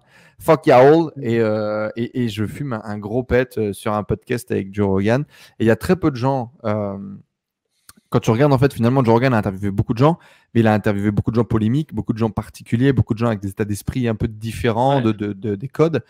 Et le Elon Musk fit parfaitement là-dedans. Et c'est pour ça que j'aime bien le faire apparaître dans nos messes. Bref, Antoine, merci beaucoup. Il est l'heure de te libérer. C'était un vrai plaisir de te découvrir. C'est pas libéré, là. Je suis libérable vendredi, mec. C'est rien. Déjà libéré du courroux de Perenzo, déjà. Voilà. Je peux y aller qu'étape par étape. Non, c'était un vrai plaisir. C'était. Ah, bah merci. Mais je pourrais pas dire de même parce que bon, j'en ai appris un peu plus sur toi, mais bon. On n'a pas eu tout encore. Donc, eh bien, si je relance le podcast, quand je relance le podcast, attention, il va peut-être y avoir un calendrier qui va partir. Avec grand plaisir. Avec grand plaisir. Je m'attendais pas du tout à trouver ces éléments-là chez toi. On se connaissait pas en même temps. Beaucoup de résonance. Non, mais c'est clair, mais je m'attendais pas. Je m'attendais pas à avoir cette ouverture d'esprit, cette vision, le côté stand-up. Hyper intéressant, donc je ne peux que vous inviter tous à aller cliquer sur les liens dans la description pour aller vous inscrire sur N26 et donner 5 balles d'affiliation. Non, pour aller surtout découvrir le travail d'Antoine, de Rousseau les bons tuyaux juste en dessous. Allez vous intéresser à ce personnage haut en couleur qui, à mon avis, devrait vous inspirer sur beaucoup de domaines de votre vie et je pense que ça vaut le coup d'aller s'intéresser à son travail. Allez voir tout ça, on se retrouve très bientôt. Peut-être, si on creuse ce sujet de mes investissements perso, on fera également quelque chose. Avec grand plaisir, vous serez tenus au courant dans tous les cas. Merci Antoine, bon courage pour la fin de cette quarantaine et on te dit à très vite. Merci à toi Enzo de m'avoir accueilli, c'était sympa. Ciao, ciao. Ciao. Quel kiff! littéral. Quel kiff d'avoir pu discuter avec Antoine. Vraiment, j'ai découvert une personne géniale avec laquelle j'avais énormément de similarités et je suis très content d'avoir fait cette démarche parce que c'était une interview géniale. J'espère que vous avez pris votre kiff autant que moi. N'hésitez pas à me le faire savoir en laissant un énorme pouce bleu, en vous abonnant à cette chaîne YouTube. Et puis, comme d'habitude, si vous voulez d'autres interviews, dites-moi dans les commentaires qui est-ce que je dois interviewer. Le commentaire qui aura le plus de likes, je ferai tout ce qui est dans mon possible pour aller l'interviewer. Merci beaucoup d'avoir suivi cette vidéo les amis, et on se donne rendez-vous dans la prochaine. En attendant, comme d'habitude, des programmes, des vidéos offertes dans la description juste en dessous, et on se donne rendez-vous très vite. Ciao à tous!